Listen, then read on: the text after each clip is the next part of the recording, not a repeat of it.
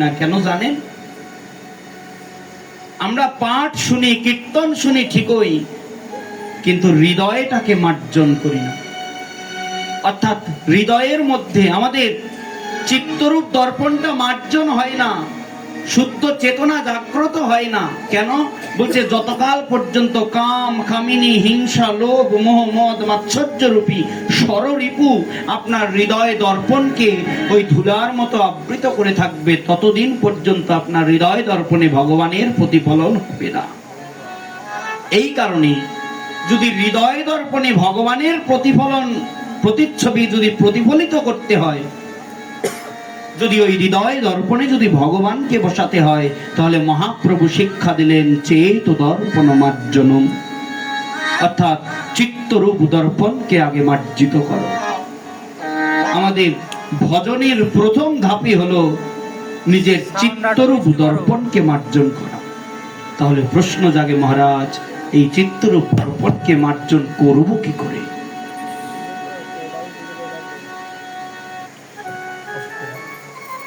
এই চিত্তরূপ দর্পণকে মার্জন করব কি করে?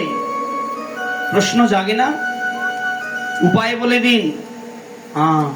বলছেন মহাপ্রভু, চেত দর্পণ মার্জনম ভব মহাদাবাগ্নি নির্বাপনম। ভব মহাদাবাগ্নি নির্বাপনম। ভব মানে ভব সংসারকে বলেছেন, আর মহাদাবাগ্নি মানে কি? দাবানল দেখেছেন? দাবানল দেখেছেন? দাবানল কাকে বলে গোমা? অর্থাৎ যখন কোনো বড় জঙ্গলে বা ফরেস্টে যদি অগ্নি আগুন লাগে এবং সেটা যদি অল্প সময়ের মধ্যে ছড়িয়ে যায় এবং প্রাণীদের জীবন নেয়, তাহলে সেটা ধীরে ধীরে দেখা যায় বিশাল বড় অগ্নি দাবানলে পরিণত হয়। ঠিক তদ্রূপ মহাপ্রভু এই সংসারকে তুলনা করলেন দাবানলের সঙ্গে। কেন? বলছে ওই অগ্নি দাবানলে যেমন সমস্ত প্রাণী, গাছ, পাতা, তরুলতা পুড়ে ছাই হয়ে যায় যারা ওই দাবানলের সংস্পর্শে আসে, ঠিক তদ্রূপ যদি কেউ ভব সংসারে মজ্জিত হয়ে যদি কেউ কৃষ্ণকে ভুলে যায়, তাহলে তার জন্য এই সংসারটাও দাবানল স্বরূপ। এ কারণে গুরুবাষ্টকমে বিশ্বনাথ চক্রবর্তীপাদ বললেন, সংসার দাবানলনীর লোকম ত্রণায় কারুণ্য ঘনা ঘনত্রম প্রাপ্তস্য কল্যাণ গুণার্ণবৎস বন্দে গুরুশ্রী চরণারবিন্দ। যিনি সংসার দাবানলের জ্বলন্ত সন্তপ্ত অগ্নি থেকে যিনি মুক্তিদান করেন, তিনি হচ্ছেন শ্রী গুরুদেব। মহাপ্রভু সংসারকে বললেন দাবানল। বলছে সংসারে মজলি গৌরাঙ্গ ভুলিলি, না শুনিলি সাধুর কথা, একুল অকুল দুকুল খোয়ালি কাটিলি আপন মাথা। ওই বিষয়রূপ সংসারে মজ্জিত হয়ে গোবিন্দকে ভুলে আছেন, গৌর গোবিন্দকে ভুলে আছেন। বলছে ওই সংসার একদিন আপনাকে আষ্টে পৃষ্ঠে বাঁধবে, এমন ভাবে বাঁধবে বাবা ছোটার কায়দা নাই। এই কারণে বললেন এই ভব যে মহাদাবাগ্নি আছে, এই ভব মহাদাবাগ্নিকেও নির্বাপন করতে হবে। যদি আপনার ঘরে অগ্নি মানে আগুন লাগে, তাহলে প্রথম ফোন কার কাছে যাবে? পুলিশ স্টেশনে, ফায়ার সার্ভিসের কাছে ফোন যাবে। কেন? কারণ তারা হচ্ছেন অগ্নি নির্বাপনকারী, তারা এসে আপনার ঘরের আগুনটা বন্ধ করবে। ঠিক তদ্রূপ মহাপ্রভু বললেন, এই যে হরিনাম যদি চিত্তরূপ দর্পণকে যদি মার্জন করতে হয়, যদি ভব মহাদাবাগ্নিকে যদি নির্বাপন করতে হয়, তাহলে ওই কৃষ্ণ নাম দ্বারা ওই হৃদয় দর্পণকে মার্জন করতে হবে এবং কৃষ্ণ নামের অগ্নি নির্বাপন দ্বারা, অগ্নি নির্বাপক দ্বারা ওই ভব মহাদাবাগ্নিকে নির্বাপন করতে হবে। তাহলে কি হবে গো? বললেন চিত্তরূপ দর্পণকে মার্জন করলেন, ভব মহাদাবাগ্নি নির্বাপন করলেন, তারপরে কি করবেন? কি হবে? বলছে শ্রেয় কৈরব চন্দ্রিকা বিতরণম, সঙ্গে সঙ্গে বিদ্যাবধু জীবনম আনন্দম বুদ্ধিবর্ধনম প্রতিপদং পূর্ণামৃত আস্বাদনম সর্বাত্ম স্নাপনং পরম বিজয়তে শ্রীকৃষ্ণ সংকীর্তনম। আনন্দম বুদ্ধি, অম্বুদি মানে সমুদ্র, আনন্দ। আনন্দ অম্বুদি মানে আনন্দের সমুদ্র। তাহলে কি হবে না, বলছে আনন্দের সমুদ্র বৃদ্ধি পাবে। শুধু তাই নয়, প্রতি পদং পদং মানে প্রতি পদে পদে পূর্ণামৃত আস্বাদন, অমৃতের স্বাদ দেবতারা পেয়েছে। আপনারা পেয়েছেন? পেয়েছেন অমৃতের স্বাদ? পাননি? এই যে মহাজন বললেন, মহাপ্রভু বললেন, প্রতি পদং পদং পূর্ণামৃত আস্বাদনম। হরিনাম সংকীর্তনের দ্বারা প্রতি পদে পদে অমৃত আস্বাদন হয়। ওই অমৃত পান করলে অমর হওয়া যায়, তবু চিরকাল অমর নয়। বিশেষ কল্প শেষ হয়ে গেলে আবার মৃত্যুবরণ করতে হয়। যত দেবতারা রয়েছে না, যারা অমৃত পান করেছেন, তারা কিন্তু সারা জীবন বাঁচবেন না, বিশেষ একটি কল্প পর্যন্ত তারা জীবিত থাকবেন। আর ওই বিশেষ কল্প পর্যন্ত জীবিত থাকার জন্যই অমৃত পান করে। কল্পান্তর যখন হয়ে যাবে, তখন কিন্তু তাদের আবার এই মানব জগৎ, দেবতারাও মানব হয়ে জন্মগ্রহণ করেন। এই জন্মে যদি আপনি সাধন ভজন করে যদি দেবত্বের অধিকারী হতে পারেন, আপনাকেও ভগবান দেবতার জায়গায় বসাবেন। আপনি যদি ইন্দ্রের মতো সাধন ভজন করেন, আপনি যদি ইন্দ্রের মতো সুযোগ্য হয়ে ওঠেন, ভগবান ইন্দ্রাসনে ইন্দ্রপদে আপনাকেও বসাবেন। বলছেন তাহলে সর্বসাধনের সার কোনটি? মহারাজ, কি করলে দেবত্বকে অর্জন করা যায়? তাহলে কি আমরা বলে, তাহলে এখন আমরা কোন সত্তায় আছি? বলছে যারা কৃষ্ণ ভজন করেন না, তারা পশুত্ব সত্তায় অধিকারী। যারা কৃষ্ণকে ভজন করেন না, তারা পশুত্ব সত্তায় অধিকারী। এদের মধ্যে মানবিকতা নাই। মহাপ্রভু বললেন, মহাভারতে বললেন যে প্রতিটি মানুষ পশুর সমান। কিভাবে? বলছে আহার, নিদ্রা, ভয়, মৈথুন, এই চারটি জিনিস পশুর মধ্যেও আছে, মানুষের মধ্যেও আছে। তাহলে তফাৎ মানুষের আর পশুর মধ্যে কোথায়? পার্শ্ববর্তী ধর্ম বলল আশরাফুল মাকলুকাত, আর আমাদের বাংলা ভাষায় বলে মানুষ সৃষ্টির সেরা জীব। তাহলে মানুষকে যে সেরা বললেন, আবার বললেন মহাভারত বলছে মানুষ পশুর সমান। কোনটা বিশ্বাস করব? কি গো বাবা, প্রশ্ন আছে না? মহাভারত বললেন মানুষ পশুর সমান। কোন দিক দিয়ে? কারণ মানুষের মধ্যে যে গুণগুলো আছে, পশুর মধ্যেও ওগুলো আছে। মানুষ আহার করে, পশুও আহার করে, পাখিও আহার করে। মানুষ ঘুমায়, নিদ্রা যায়, পশু পাখিও নিদ্রা যায়। মানুষ ভয় পায়, মানুষের মধ্যে ভীরুতা আছে, পশু পাখির মধ্যেও ভীরুতা আছে।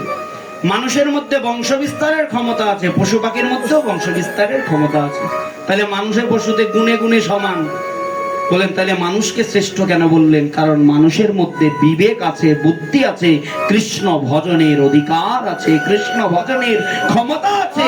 এই কারণে জড় জগতে মানুষ পশুর চাইতেও শ্রেষ্ঠ।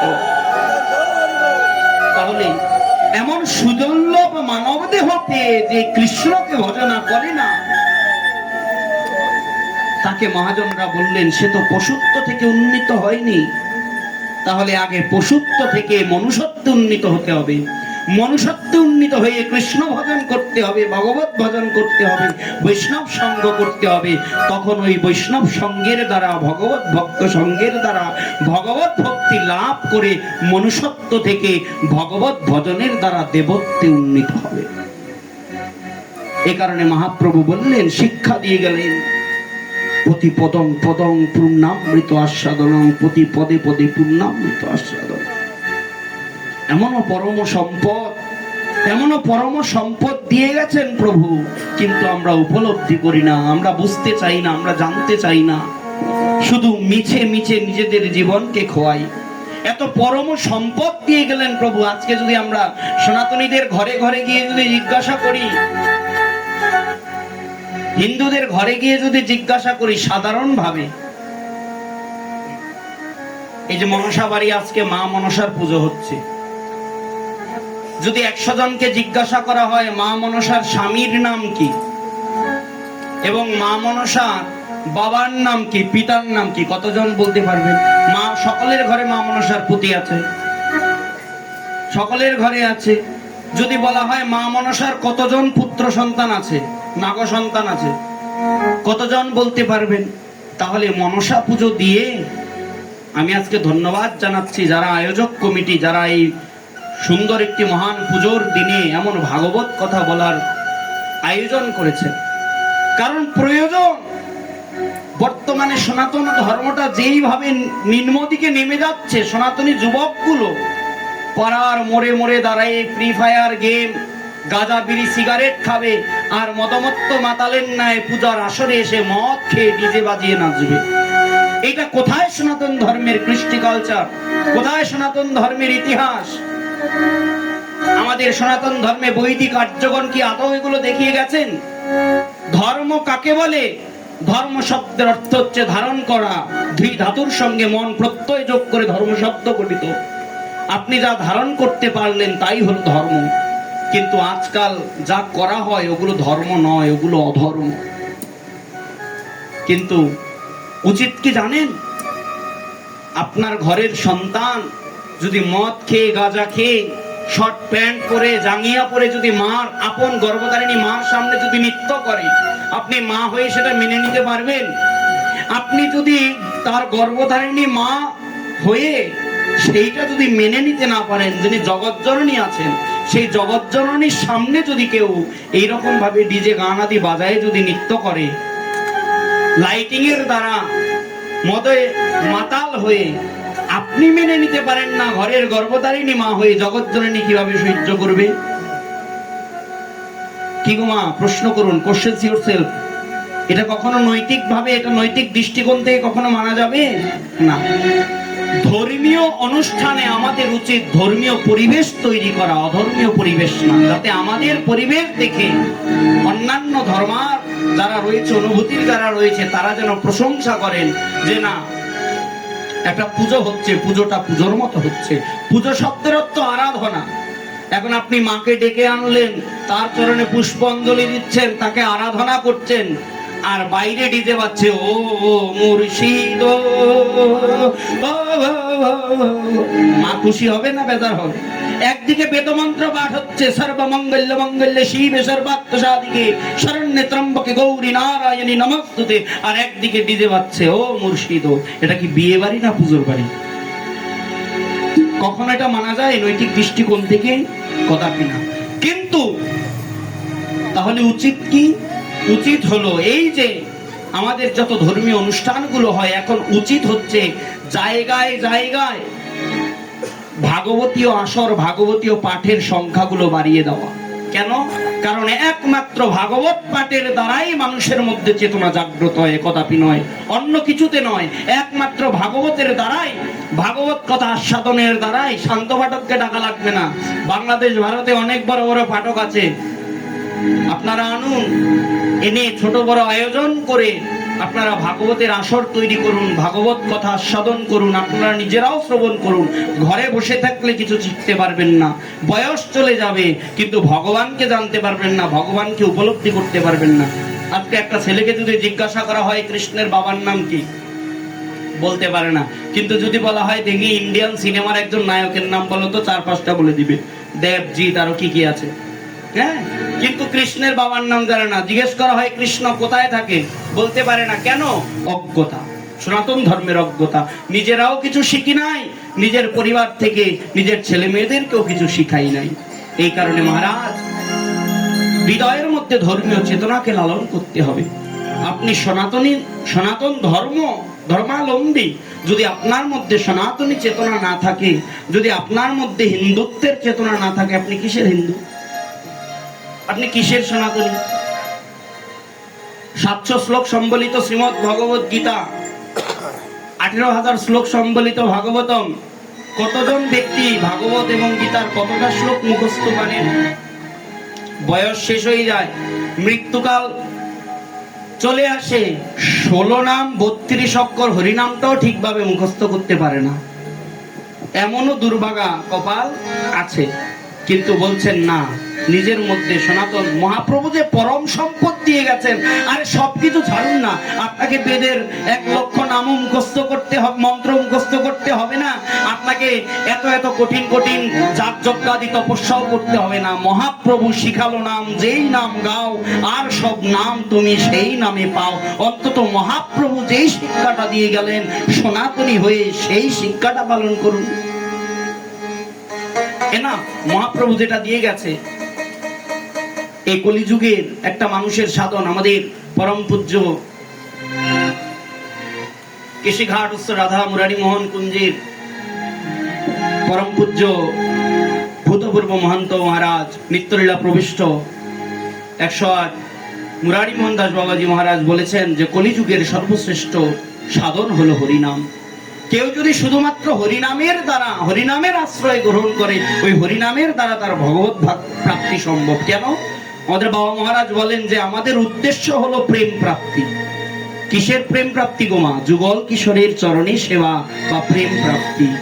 আমরা তো সারা জীবন কৃষ্ণকে ডাকি কেন? কৃষ্ণ প্রেম লাভ করার জন্য। ভগবানকে ডাকি কেন? ভগবানের প্রেম লাভ করার জন্য। উদ্দেশ্যটা কি? প্রেম প্রাপ্তি। আর মহাজন বললেন এই প্রেম প্রাপ্তি কি করে ঘটে? বলছে কেউ যদি শুধুমাত্র হরিনাম করে, ওই হরিনামের দ্বারাই যুগল কিশোরের প্রেম প্রাপ্তি ঘটে। এই কারণে বললেন কি জানেন, যে হরিনামের গুরুত্বটা কলিযুগে অনেক। আমরা জানি না, আমাদের 12 মাস কেটে যায়, গুরুদেবের কাছ থেকে দীক্ষা নিয়ে আসি, গুরুদেব দীক্ষা দিয়ে কিছু নিয়ম কানুন বলে দেন, সবকিছু পারি, কিছু পারি না। কোন মাসে কি হয়, কোন মাসে কি করা উচিত, এগুলো আমাদের জ্ঞাতব্য নয়। কোন তিথিতে কি খেতে হয়, কোন তিথিতে কি খেতে হয় না। সত্য ত্রেতা দাপরে এত এত আয়ু কেন ছিল জানেন? কারণ তারা ঋষি বাক্য পালন করত। আর আমাদের কলিযুগে মানুষের আয়ু এত কম কেন জানেন? কারণ আমরা ঋষি বাক্য পালন করি না। আগে মানুষ খাইলে জীবিত থাকতো, আর এখন মানুষ খাইলে মরে। যত বেশি খায় তার মেডিকেল সার্ভিস তত বেশি। বলছে আগে যাবি তো আগে খা, আর থাকবি তো কম খা। মহাজনরা বলে না যে যদি আগে যাবি তো বেশি খা, আর যদি থাকবি তো কম খা। আগে খাইলে মানুষ বাঁচত, আর এখন খাইলে মানুষ মরে। এই কারণে বলছেন মহারাজ যে আহারের মধ্যে জীবাণু কীটনাশকের জন্য আমাদের আয়ু দিন দিন ক্ষীণ হচ্ছে। এই কারণে ঋষিরা যেই নিয়ম, যে বিধানগুলো বলে গেলেন, আমাদের উচিত সেই বিধানগুলো পালন করা। কোন তিথিতে কি খেতে হয় এগুলো মেনে চলেন, আপনার ঘরে ঔষধ লাগবে না। কোন তিথিকে কি কি খেতে হয় না, একাদশীতে কি কি খেতে হয় না, প্রতিপদে কি খেতে হয় না, দ্বাদশীতে কি খেতে হয় না, নিয়ম মেনে এগুলো চলুন, আপনার ঘরে ঔষধের সংখ্যা কমে আসবে। এগুলো হচ্ছে ঋষি বাক্য। এগুলো হচ্ছে, আরে আমাদের যত বড় বড় মেডিকেল সায়েন্স দেখেন, এগুলো সনাতন ধর্ম থেকে এসেছে। অপারেশন থেকে শুরু করে যত বড় বড় মেডিসিন বলেন, সব সনাতন ধর্ম, সব অথর্ববেদ থেকে এসেছে। বেদ শাশ্বত। এই কারণে মহারাজ সনাতনকে লালন করুন, সনাতনকে জানুন, বিশ্বাস করুন, আর কিছু লাগবে না। যদি শুধুমাত্র ধর্মবোধ থেকে যদি ধর্মটাকে পালন করেন, আর কিছু প্রয়োজন নাই তো। আর যদি সহজে ভগবানের কাছে যেতে চান, তাহলে মহাপ্রভুর শিক্ষায় শিক্ষিত হন। মহাপ্রভু কি শিখিয়ে গেলেন সেই শিক্ষাটাকে লালন করুন। মহাপ্রভু কি বলে গেলেন সেই কথাটাকে পালন করুন। মহাপ্রভু কি দেখিয়ে গেলেন, কোন পথ দেখিয়ে গেলেন, সেই পথে অগ্রসর। অবশ্যই অবশ্যই মিলিবে ভাই, অবশ্যই মিলিবে ভাই কৃষ্ণ প্রেমোদম। এই কারণে মহারাজ ভক্তিটা থাকতে হবে হৃদয়ে, ভক্তিটা থাকতে হবে হৃদয়ের গভীর, তবেই তো ভগবানকে পাবেন, তবেই তো ভগবানকে লাভ করবেন। আমাদের উদ্দেশ্য তো ভগবানকে লাভ। আমরা এসেছি কেন? মানব জীবনের উদ্দেশ্যটা কি? মানব জীবনের উদ্দেশ্যই হলো ভগবানকে লাভ করা, এই ব্যতীত তো নয়। কারণ আর কি হবে না না হবে আমরা কি বলতে পারি? আমাদের পরে আর কোনো মানব জন্ম পাবো কিনা?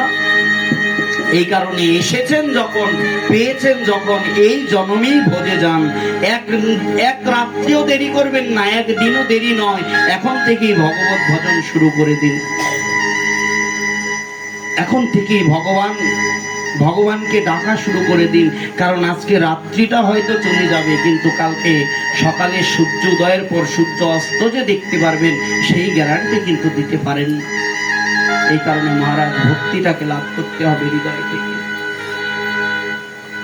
ভগবান তো ভক্তির বশ, ভগবান তো অন্য কিছু চান না। ভাগবতে বললেন 11 স্কন্ধে 14 অধ্যায়, ন সাধয়তি মাম যোগ ন সাংখ্যং ধর্ম উদ্ধব। উদ্ধবকে বলছেন, উদ্ধব আমাকে পাওয়া যায় কিসের দ্বারা জানো?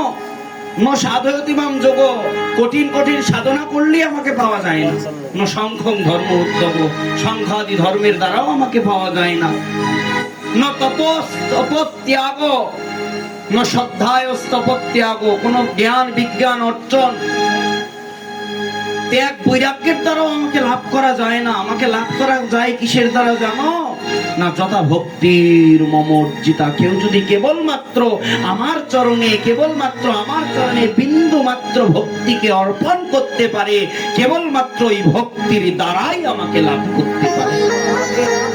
এই কারণে মহারাজ, আমাদের উদ্দেশ্য ভগবত ভক্তি, ভগবত ভক্তিকে লালন করুন, ভগবানকে ভজনা করুন। সংসারে মজিলি, বললাম না, গৌরাঙ্গ ভুলিলি, না শুনিলি সাধুর কথা, ইহকাল পরকাল দুকাল খোয়ালি, কাটিলি অপরমাতা। সংসারে এসেছেন, ভগবানকে ভুলে গেছেন। সংসারটি সংসার নয়, অসার। যদি ভগবান সংসারে এসে যদি ভগবত ভজন করতে পারেন, যদি সারকে ভজনা করতে পারেন, তবে সেই সংসার হলো যথার্থ সংসার। ভগবান তো কিছু চান না। আপনারা জানেন বৃন্দাবনের কত ত্যাগী সন্ত মহাত্মাগণ রয়েছেন, যারা ভগবানের জন্য নিজের জীবনটাকে বিলিয়ে দিয়েছেন। নিজেদের সুখ স্বাচ্ছন্দ্য কোনো কিছু রাখেননি, ওই ভগবত চরণে নিজেকে সমর্পণ করে দিয়েছেন। ভালো পোশাক বলতে নাই কোনো রুচি, ওই ব্রজের রজে নিত্য নিয়ত গড়াগড়ি যায়। হয়তো কারো কারো থাকার মতো ভালো ছাউনিও নাই। গোবর্ধনের তটে বসে বসে, বৃক্ষমূলে বসে বসে দিব্য নাম কীর্তন করছে নিয়ত। তারাও তো ভগবানকে ডাকছে, তারাও তো মানুষ, আমরাও তো মানুষ। তারা ঠিকই ভগবানকে পেল, পাওয়ার বাসনা করছে বা পাওয়ার বাঞ্ছা করছে, কিন্তু নিজেকে প্রশ্ন করুন, আমি ভগবানের জন্য কি করলাম? আপনি না চাইতেও ভগবান আপনাকে কত কিছু দিয়েছে।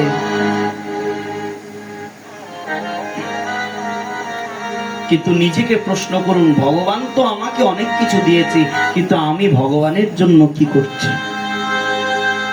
নিজেকে প্রশ্ন করুন, ভগবান তো আমাকে অনেক কিছু দিয়েছে, কিন্তু আমি ভগবানের জন্য কি করছি?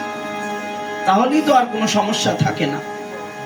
এই কারণে মহারাজ, সাধন ভজন মহাজনের যেই পথ, তাতে হব অনুরত। পূর্বাপর করিয়া বিচার, সাধন শরণ লীলা, ইহাতে না করো হেলা, কায় মনে করিয়া সুসা। মহাজন যে পথগুলো দেখিয়ে দিয়ে গেছেন, সেই পথগুলোকে আমাদের অনুসরণ করে আমাদের ভগবত ভজন করতে হবে। সংসারে এলাম শুধুমাত্র কিভাবে খাবো, কিভাবে ভরণ পোষণ করব, ছেলে মেয়ে মানুষ করব, এইভাবে আমার দিন কেটে যাচ্ছে, কিন্তু ভগবত ভজন হচ্ছে না। যেদিন পরপারে গিয়ে দাঁড়াবেন, যেদিনে ভব নদীর কূলে গিয়ে গুরুদেব আপনাকে প্রশ্ন করবে যে পাঠিয়েছি তো তোকে সংসারে, আমার জন্য কি করলি? সেদিন প্রশ্ন করে দেখুন নিজেকে, যে সেই দিন গুরুদেবকে কি উত্তরটা দিবেন, কি উত্তরটা গুরুদেবকে দিবেন, নিজেকে প্রশ্ন করবেন। গুরুদেব তো ভজন প্রণালী দিয়ে গেলেন সাধন ভজন করবার জন্য, কিন্তু ওই ছেলে পুত্র পরিজন মানুষ করতে করতে, সংসারের পিছনে সময় দিতে দিতে, সংসারের ঘানি টানতে টানতে টানতে টানতে, বলে সন্ধ্যাবেলা ভাবি গুরুর ভজন করব, গুরুকে ডাকবো, কিন্তু আমার সাধন ভজন তো হলো না, আমার ভগবত ভজন তো হলো না। যেদিন ওই ভব পারের তীরে গিয়ে যেদিন গুরুদেব বলবে, ওরে কি নিয়ে এলি, কি নিয়ে যাবি, সেদিন প্রশ্ন করুন নিজেকে, গুরুদেবকে কি উত্তরটি দিবে, প্রশ্ন করুন। এই কারণে মহারাজ, নিদেহ মাধ্যম সুলভম সুদুর্লভম প্লবম সুকল্পম গুরু কর্ণধারম, গুরুরূপী কর্ণধার ভগবান দিয়েছেন, এটাকে হেলায় হারানো যাবে না। সুদুর্লভ মানব দেহ দিয়েছেন, হেলায় হারানো যাবে না। উদ্দেশ্য হলো ভগবত ভজন, ভগবত ভজন করতে হবে। বৃন্দাবনে বসে ভজন করছেন, বৃন্দাবনে বসে ভজন করছেন মাধবেন্দ্র পরিবার। অযাচক বৃত্তি গ্রহণ করলেন, অযাচক বৃত্তি বোঝেন তো? অর্থাৎ যে কারো কাছে কিছু খাবে না, চাইবে না। যদি আপনি তাকে কিছু সেধে দেন তবেই সে আপনারটা গ্রহণ করবে, তাও সবারটা নয়। যদি বিষয়ী কোনো বস্তু প্রদান করে তবে সেই বিষয়ীর বস্তু গ্রহণ করে না। কেন? বলছে বিষয়ীর অন্ন সদা,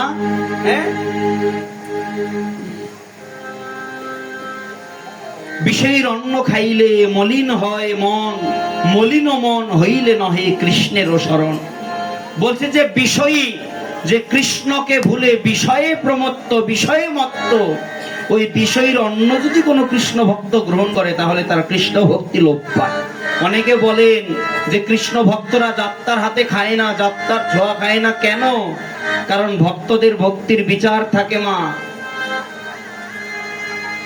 কারণ একজন ব্যক্তি যখন কোনো আহার প্রস্তুত করে তখন ওই ব্যক্তির মানসিকতা ওই আহারের মধ্যে প্রবেশ করে। যদি আপনার মস্তকে বা আপনার মাথায়, আপনার মস্তিষ্কে যদি ভগবত ভক্তির মানসিকতা থাকে তাহলে আপনার আহার প্রসাদ হবে। কিন্তু যদি আপনার মস্তিষ্কে যদি লোভ, হিংসা, লোভ, মোহাম্মদ, মাৎসর্য থাকে তাহলে কিন্তু আপনার ওই আহারটা বিষযুক্ত হয়ে যাবে। একজন কৃষ্ণ ভক্তের জন্য ওটা বিষযুক্ত।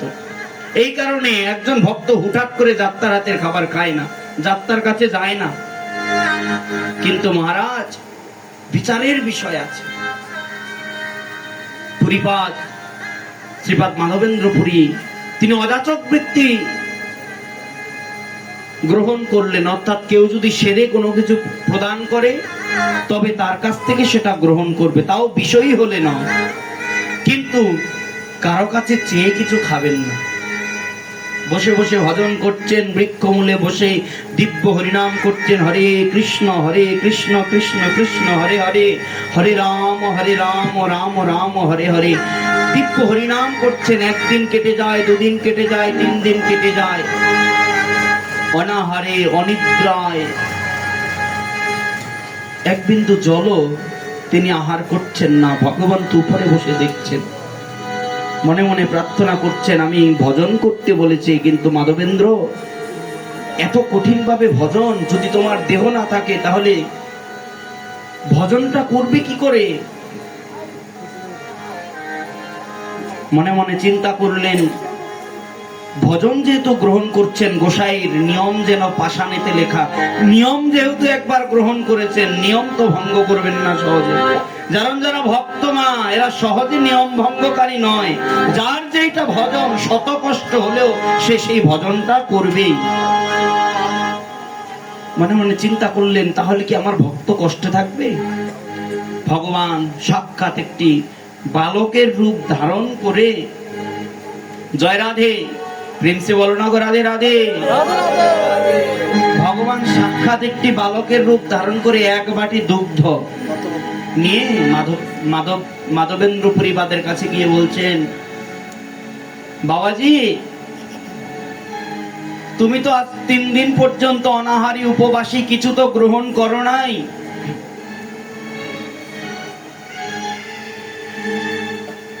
আমি তোমার জন্য 1 বাটি দুগ্ধ এনেছি, কৃপা করে গ্রহণ করো বাবাজি।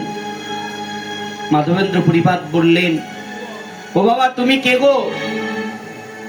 বললেন, কেন তুমি আমাকে চেনো না? আমি তো গোপাল। বলছে, গোপাল? হ্যাঁ আমি তো গোপাল। তুমি গোপাল, তা থাকো কোথায়? ও বাবা আমি তো ব্রজবাসী, তুমি দেখো না। তাহলে এই যে দুগ্ধ নিয়ে আসলে কোথা থেকে আনলে? বলছেন, বাবা আমাদের ব্রজের মায়েরা প্রতিদিন যমুনার ঘাটে আসে জল, ওই যমুনার জলে কাপড় কাচার জন্য। তো আমার মা তো প্রতিদিনই আসে। এই 3 দিন যাবৎ আমার মা নাকি লক্ষ্য করছেন যে তুমি শুধু দিব্য হরিনাম করো, সারাদিন ভজন করো, কিন্তু তোমাকে আহার করতে দেখে নাই। এই কারণে মা ওই মনের সন্দেহ থেকে, জয় রাধে, আমার কাছে দুগ্ধ দিয়ে পাঠালেন যেন তুমি পাও। নাও গো মা, এই দুগ্ধটুকু, হ্যাঁ বাবাজি এই দুগ্ধটুকু পান করে না। মাধবেন্দ্র পুরীপাদ ওই ছেলের কাছ থেকে বলছে, বাবা তোর নাম কি? বলছে, মা সে কি, আমার নাম তো গোপাল, আমি ব্রজবাসী ছেলে, ব্রজে থাকি। দুগ্ধ বাটিটুকু, জয় রাধে, ছেলের কাছ থেকে দুগ্ধ নিয়ে মাধবেন্দ্র পুরীপাদ দুগ্ধ পান করলেন। এত স্বাদ, দুগ্ধ তো দুগ্ধই, দুগ্ধ অমৃত, অমৃতের মতো স্বাদ যুক্ত। কিন্তু আজকে গোপাল যে বাটিতে করে দুগ্ধ এনে দিলেন, ওই দুগ্ধ এমন স্বাদ যুক্ত, ওই স্বাদ সহজে ভোলা যায় না। মনে হয় যেন পুরীপাদের সেই অধরে জিহ্বায় যেন সেই স্বাদ লেগে আছে। যেতে যেতে বললেন, বাবা তুমি দুগ্ধ পান করছো, আজকে আমি চলে যাই, যদি ইচ্ছে হয় আমাকে ডেকো, আমি কালকে আবার তোমার জন্য দুগ্ধ এনে যাব। বাবা বললেন, গোপাল আমি তো কারো কাছ থেকে কিছু চেয়ে পাই না, কারণ আমি তো অযাচক বৃত্তি গ্রহণ করেছি। কেউ যদি আমাকে কোনো কিছু নিজের ইচ্ছায় দেয় তবে তা গ্রহণ করি। তবে এত সুন্দর মধুর রূপ তোর, তুই যদি চলে যাস আমি কিন্তু সহজে তোকে ভুলতে পারবো না রে। হ্যাঁ সে হবে না হয়, আরে আছোই তো তুমি, ব্রজ ছেড়ে যাবে কোথায়, একদিন না একদিন তো দেখা হবে। তা বাবু তুমি দুগ্ধটা পান করেছে তো, আমি যাই। দুগ্ধ দিয়ে মাধবেন্দ্র পুরীপাদের হাতে ওই গোপাল চলে এলো। দুগ্ধ পান করলেন, পান করে বাটিটা কাছে রাখলেন। আজকে সারা রাত্র মাধবেন্দ্র পুরীপাদের চোখে কোনো ঘুম নাই। কেন? এত সুন্দর ছেলে, দেখতে কালো, কিন্তু কালোর মধ্যে এত সুন্দর আভা। এই ছেলেকে তো আগে কখনো ব্রজে দেখি নাই। চোখের কাছে ঘুম নাই, সারা রাত্র চিন্তা করতেছেন। একটা মুহূর্তে ওই চিন্তা করতে করতে করতে করতে করতে করতে একটু চোখের তন্দ্রা লেগে আসলো। সঙ্গে সঙ্গে তাকে স্বপ্নাদেশ করলেন, মাধব, ও মাধব, তুমি তো সারা জীবন ভগবানকে ডাকো, আমাকে ডাকো, ভজনা করো,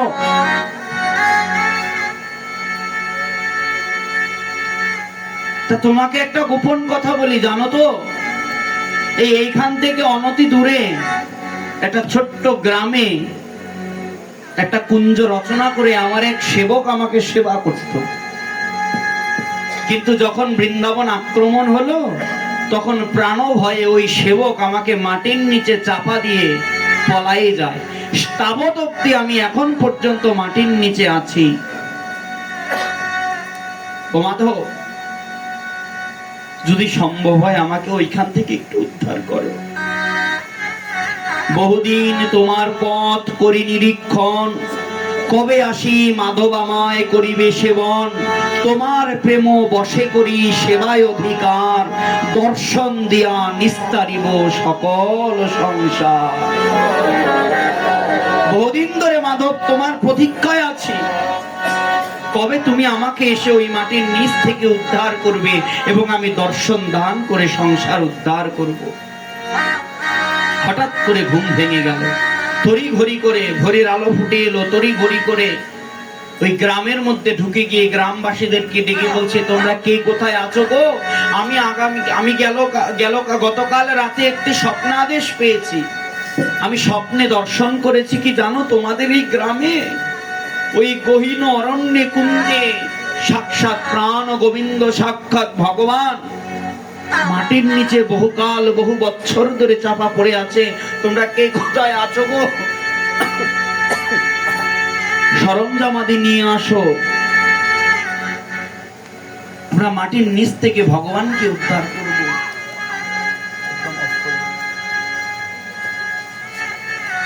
সঙ্গে সঙ্গে কিছু গ্রামবাসী লোকজন তারা সারাশি, কোদাল, কুঠার নিয়ে আসলেন, জঙ্গল পরিষ্কার করলেন।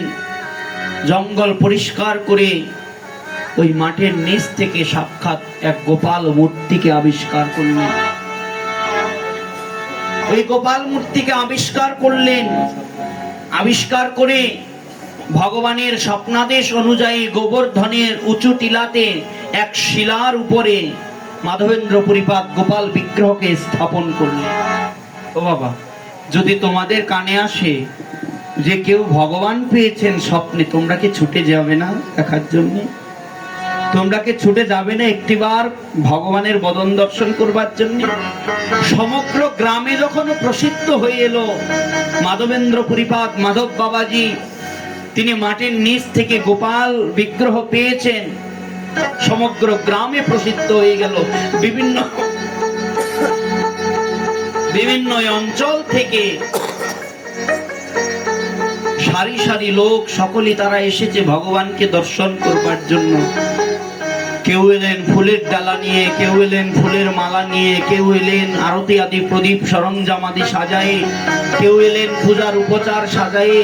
শুধু তাই নয়, কেউ কেউ মনে মনে চিন্তা করছেন, আহা গো, এতদিন পর্যন্ত ভগবত বিগ্রহ মাটির নিচে ছিল, চাপা পড়েছিল, না জানি ভগবানের উদরে কত খিদে। আসলে এগুলো তো ভক্তের ভাব। ভগবান তো সমগ্র জগৎ সংসারে ব্যাপিত আছেন। খেলিছ এই বিশ্বলয়ে বিরাট শিশু আনমনে। তিনি তো বিরাট শিশু, যখন তখন এই সংসারকে ভাঙতে পারেন, ভেঙে আবার উদরস্থ করতে পারেন, তার তো আহারের কোনো অভাব নাই। কিন্তু তবুও ভক্তের ভাব, আহাগো এতদিন মাটির নিচে চাপা পড়েছিল, না জানি ভগবান কত খিদায় কষ্ট পাচ্ছেন। কেউ কেউ কি করছেন জানো মা, বড় বড় ডালায় করে, বড় বড় থালায় করে, পাত্রে করে ভুরি ভুরি ভোগ নৈবেদ্য আহার সাজিয়ে এই যেখানে গোবর্ধনে সে ভগবানকে স্থাপন করা হলো সেইখানে রেখেছেন। আর কি হয়েছে জানো, ওই আহার দ্রব্যাদি ভোগ দ্রব্যাদি রাখতে রাখতে রাখতে রাখতে রাখতে রাখতে এত পরিমাণে ভোগের দ্রব্য হয়েছে যে এক একটা নৈবেদ্য এক একটা পাহাড়ের সমান হয়ে গেছে। কেউ কেউ অন্ন এনেছে, ওই অন্ন আনতে আনতে আনতে আনতে এত এত অন্ন হয়েছে, ওই অন্নের দ্বারা একটা পাহাড় হয়ে গেছে, যাকে নাম দিয়েছে অন্নকূট। মানে কূট মানে পাহাড়, অন্নকূট মানে অন্নের পাহাড়। ভোগ নৈবেদ্য গুলো সাজায়ে সুন্দর করে ভগবানকে অভিষেক করায়, দুগ্ধ ঘিত দ্বারা পঞ্চামৃত দ্বারা ভগবানকে অভিষেক করায় ভগবানের নামকরণ করলেন। স্বপ্নাদেশ অনুসারে ভগবানের নাম হলো গোপাল। এবার ওই গোপালকে অভিষেক করায় ভোগ নৈবেদ্য অর্পণ করছেন, পদ্মা দিয়েছেন, ভোগ নৈবেদ্য অর্পণ করলেন। ভোগ নৈবেদ্য অর্পণের সঙ্গে সঙ্গে দেখতে পেলেন কি জানেন, বিগ্রহ হতে সাক্ষাৎ ভগবান প্রকটিত হয়ে এক ঘ্রাসে যত ভোগ আছে, যত আহার আছে, সব আহারগুলো সব উদর পূর্তি করলেন, সব গ্রহণ করলেন। সঙ্গে সঙ্গে মাধবেন্দ্র পুরীপাদ ভগবানের চরণে পড়ে বলছেন, ভগবান, এত দূর দূরান্ত থেকে এত ভক্তরা এসেছে তোমাকে দর্শন করবার জন্য, যদি সব কিছু তুমি নিজে আহার করে ফেলো, তাহলে তো ভক্তরা এসে আমাকে ধরবে যে আমি তাদের জন্য কোনো প্রসাদ রাখিনি। ও প্রভু, চরণ ধরে করি প্রার্থনা, এই অঘটনটা ঘটিও না, আহার করো, কিন্তু ভক্তদের জন্য কিছু রেখে যাও। ভগবান মনে মনে বললেন, মাধব, ও মাধব, তুমি আমাকে চেনো না? আরে আমি যে ব্রজরাজ, ব্রজরাজ সুত। ব্রজবাসী লোকের কৃষ্ণের প্রতি সহজ প্রীতি, আর কৃষ্ণের সহজ প্রীতি ব্রজবাসীর প্রতি। ব্রজবাসী আমার জন্য আহার এনেছে, আমি কি তাদেরকে প্রসাদ না নিয়ে থাকতে পারবো? আরে আমি তো গ্রহণ করেছি, দেখো না। সঙ্গে সঙ্গে কি করলেন, যা কিছু গ্রহণ করলেন, ভগবান একটা ঢেকুর তুললেন, মানে উদ্গার করলেন। যে ভগবান উদ্গার করলেন, ওই উদ্গারের সঙ্গে সঙ্গে সামনে যা কিছু ছিল তার 5 গুণ হয়ে গেছে। যদি কেউ অন্নের একটা পাহাড় হয়েছে, ভগবানের উদ্গারের সঙ্গে ওইখানে অন্নের 5টা পাহাড় হয়ে গেছে। কেউ যদি ভাজির দধি দুগ্ধ ঘিত ছানার 3টা পাহাড় করেছে, তো ভগবানের উদ্গারের সঙ্গে ওইখানে 3 9টা পাহাড় হয়ে গেছে, অর্থাৎ গুণিতক হয়ে গেছে। এত এত পরিমাণে আহার, সবাই ভুরি ভুরি ভুরি ভুরি ভুরি ভুরি প্রসাদ নিচ্ছে, প্রসাদ গ্রহণ করছে। এইভাবে দিন অতিবাহিত, অনতি বিলম্বে দিন কাটছে। মনে মনে প্রশ্ন করলেন, মনে মনে চিন্তা করলেন, ভগবানের সেবা কি করে হবে? প্রতিদিন কি শুধু এই গোবর্ধন শিলার উপরে ভগবানকে প্রতিষ্ঠা করেই পুজো হবে?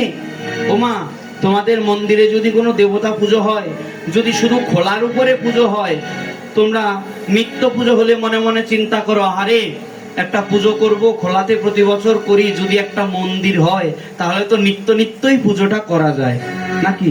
আবার মনে মনে চিন্তা করো, নিত্য নিত্য পূজা হয়, ভোগ নৈবেদ্য রান্না করতে হলে মানুষের ঘর বাড়িতে গিয়ে রান্না করতে হয়, চুলা সাক্ষী পরিষ্কার থাকে অপরিষ্কার থাকে বলা যায় না। মনে মনে চিন্তা করো, যদি মন্দিরের একটা সুন্দর রান্নাঘর হয় তাহলে এক্সট্রা ভাবে মন্দিরের জন্য ভোগ রান্না করা যায়। মানুষের চিন্তা থেকেই তো হয়। মাধবেন্দ্র পুরী ভাত মনে মনে চিন্তা করলেন, ভগবান রোদে শুকাবে, বৃষ্টিতে ভিজবে, হাগো যদি ভগবানের মাথার উপরে একখানা ছাদ হতো তাহলে ভগবান সুন্দরভাবে সেখানে থাকতে পারত। যেমন চিন্তা, ভক্তের মনের বাসনা পূর্ণকারী ভগবান, ভক্তবৎসল ভগবান, তার কৃপায় কি হলো, এক শেঠ এলো। শেঠ এসে মাধবেন্দ্র পুরীবাদের কাছে বলছেন, বাবাজি আপনি তো ভগবানের পুজো করেন, তা যদি কিছু না মনে করেন আমি এইখানে একটা মন্দির করে দিই। জয়রাধে। সঙ্গে সঙ্গে মন্দির করে দিল। আবার কেউ কেউ মনে মনে চিন্তা করলো, ভগবানের জন্য ভোগ নৈবেদ্য রান্না করেন, রসই করেন, ভগবানের জন্য একটা রান্নাঘর করে দিই। কেউ একটা রান্নাঘর করে দিল। কেউ কেউ মনে মনে চিন্তা করলেন, রাস্তাটা ভালো নয়, কত ভক্তরা আসে ভগবানকে দর্শন করে, বর্ষাকালে হাঁটতে চলতে সমস্যা, কেউ রাস্তা করে দিল। এইভাবে দেখা গেল একখানা প্রসিদ্ধ মন্দির তৈরি হয়ে গেল। এখন মাধব বাবাজির মনে মনে চিন্তা যে এত বড় মন্দির হয়েছে, কিন্তু একার পক্ষে তো এত বড় মন্দির সামলানো সহজ নয়। কারণ ভগবানের সেবা যখন বৃদ্ধি পায় তখন সেবকের প্রয়োজন হয়। আর সবচেয়ে বড় কথা হলো, মাধব বাবাজি ছিলেন, তিনি ছিলেন অযাচক বৃত্ত গ্রহণকারী। তিনি তো সহজে, তিনি তো যেচে মেঘে খাবেন না কারো কাছ থেকে। আর সবচেয়ে বড় কথা হলো, ভজনটাতে তো বিঘ্ন হতে পারে। তাই মনে মনে চিন্তা করলেন, তাহলে এখন ভগবানের দুজন সেবকের প্রয়োজন। বাংলায় চিঠি পাঠালেন, বাংলা হতে গৌরদেশ হতে দুজন পূজারী গেলেন গোপালের সেবা করবার জন্য। দেখুন স্পষ্টভাবে খেয়াল করুন মা, আজকের এই বৃন্দাবন থাকতো না যদি বাঙালিরা না থাকতো। এই বাংলার ঘরের সন্তান তারা গিয়ে বৃন্দাবন লুপ্ত তীর্থকে উদ্ধার করেছেন। ঔরঙ্গজেবের নির্দেশে তার সৈন্যরা বৃন্দাবনকে ধ্বংস করেছেন, একবার নয় বারবার, সনাতন ধর্মের চিহ্নকে মুছিয়ে দেবার জন্য। যতবার সনাতন ধর্মকে ভেঙেছেন ততবার জেগেছেন। কেন? কারণ সনাতন ধর্ম হলো শাশ্বত, যাকে সহজে মাটিতে মিশিয়ে দেওয়া যায় না। এই বাঙালিরা গিয়ে সর্বপ্রথম কে গিয়েছেন জানেন? বাঙালিদের মধ্যে তারা যার বন্দনা না করে ভাগবতে আমরা বসি না, যাদের কৃপা না হলে ভক্ত সঙ্গ হয় না, যাদের কৃপা না হলে বৃন্দাবন বাস হয় না, সেই শ্রীরূপ সনাতন, এই রূপ সনাতন গিয়ে মহাপ্রভুর নির্দেশে বৃন্দাবন লুপ্ত তীর্থগুলো উদ্ধার করেছেন। আর সেই বাঙালির ঘরের ছেলে হয়ে আমরা রূপ সনাতনকে চিনি না, আমরা রূপ সনাতনের আদর্শকে পালন করি না। আমরা মহা ভাগ্যবান। কেন জানেন? আমরা খুব ভাগ্যবান। কেন জানেন? কারণ ভগবান তো অনন্ত কোটি বিশ্ব ব্রহ্মাণ্ড সৃষ্টি করেছেন।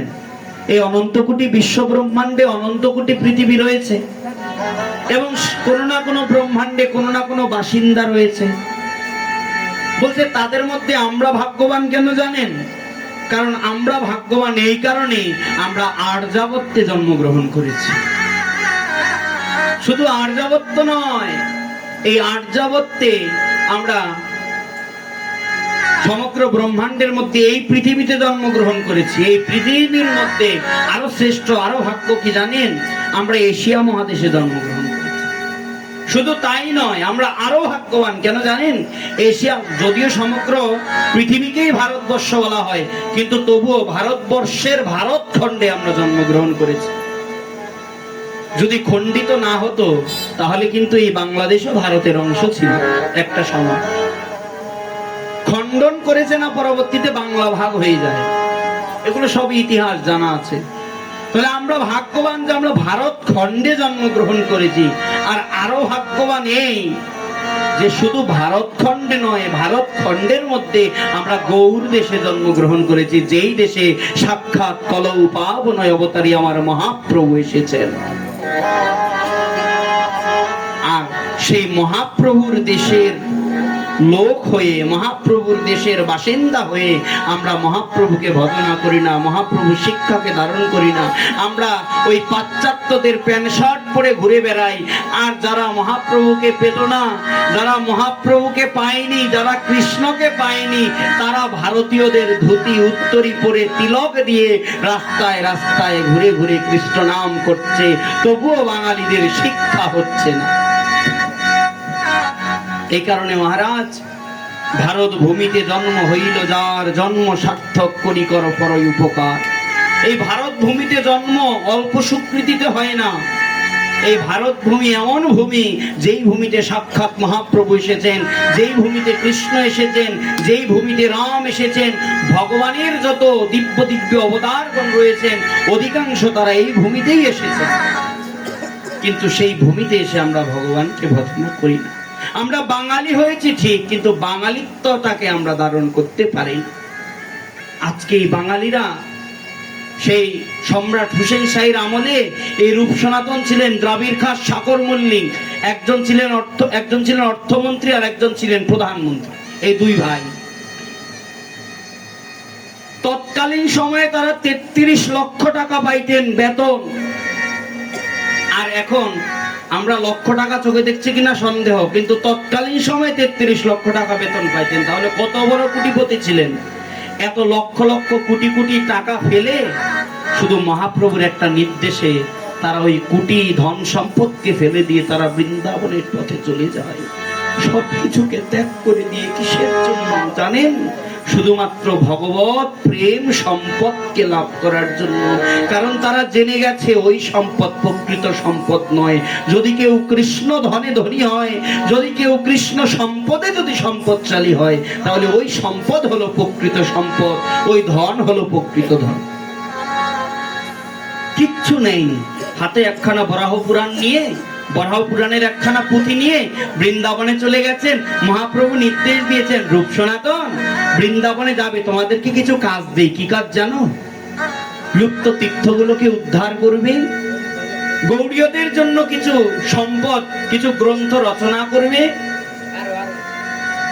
ভজন প্রণালীগুলো প্রণয়ন করবে, আর লুপ্ত তীর্থগুলো উদ্ধার করবে, বৃন্দাবনকে উদ্ধার করবে।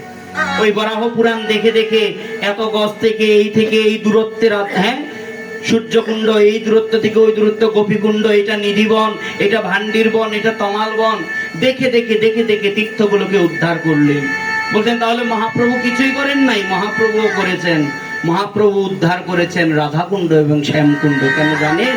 কারণ ওই রাধাকুণ্ড এবং শ্যামকুণ্ড, রাধাকুণ্ড হচ্ছে রাধারানীর হৃদয়, কৃষ্ণের হৃদয়, শ্যামকুণ্ড হচ্ছেন রাধার হৃদয়। ওই রাধাকুণ্ড এবং শ্যামকুণ্ডের অবস্থান হচ্ছে মহাপ্রভুর হৃদয়ে। এই কারণে বললেন, রূপ সনাতন ওই দুটো জিনিস আমি উদ্ধার করি, ওই দুটো জিনিস আমি আবিষ্কার করি। কালী গৌরী, এটি ধান ক্ষেত ছিল, একটা ধান ক্ষেতের নাম ছিল কালী, একটা ধান ক্ষেতের নাম ছিল গৌরী। ওই দুই ধান কেটে দেখায় বললেন মহাপ্রভু, রূপ সনাতন এই হলো রাধাকুণ্ড, এই হলো শ্যামকুণ্ড, যাও খনন কর। সঙ্গে সঙ্গে রূপ গোস্বামী কোদাল দিয়ে আঘাত করলেন। আঘাতের সঙ্গে সঙ্গে রক্তপাত, মাটি পুড়ে রক্ত বেরোলো। বুঝতে পারেন? মহাপ্রভু বললেন, হাই হাই রূপ, এ কি করলে? এটা তুমি আমাকে আঘাত করলে, রাধা কুণ্ডে যে আঘাত করলে, রাধা কুণ্ডে আঘাত করার পূর্বে কুণ্ডেশ্বরীর কাছে প্রার্থনা করেছ? বললেন, প্রভু আমার তো সেটা হলো না। বলছে, আগে অপরাধ মার্জনা করো, আগে অপরাধ মার্জনা চাও, ক্ষমা চাও।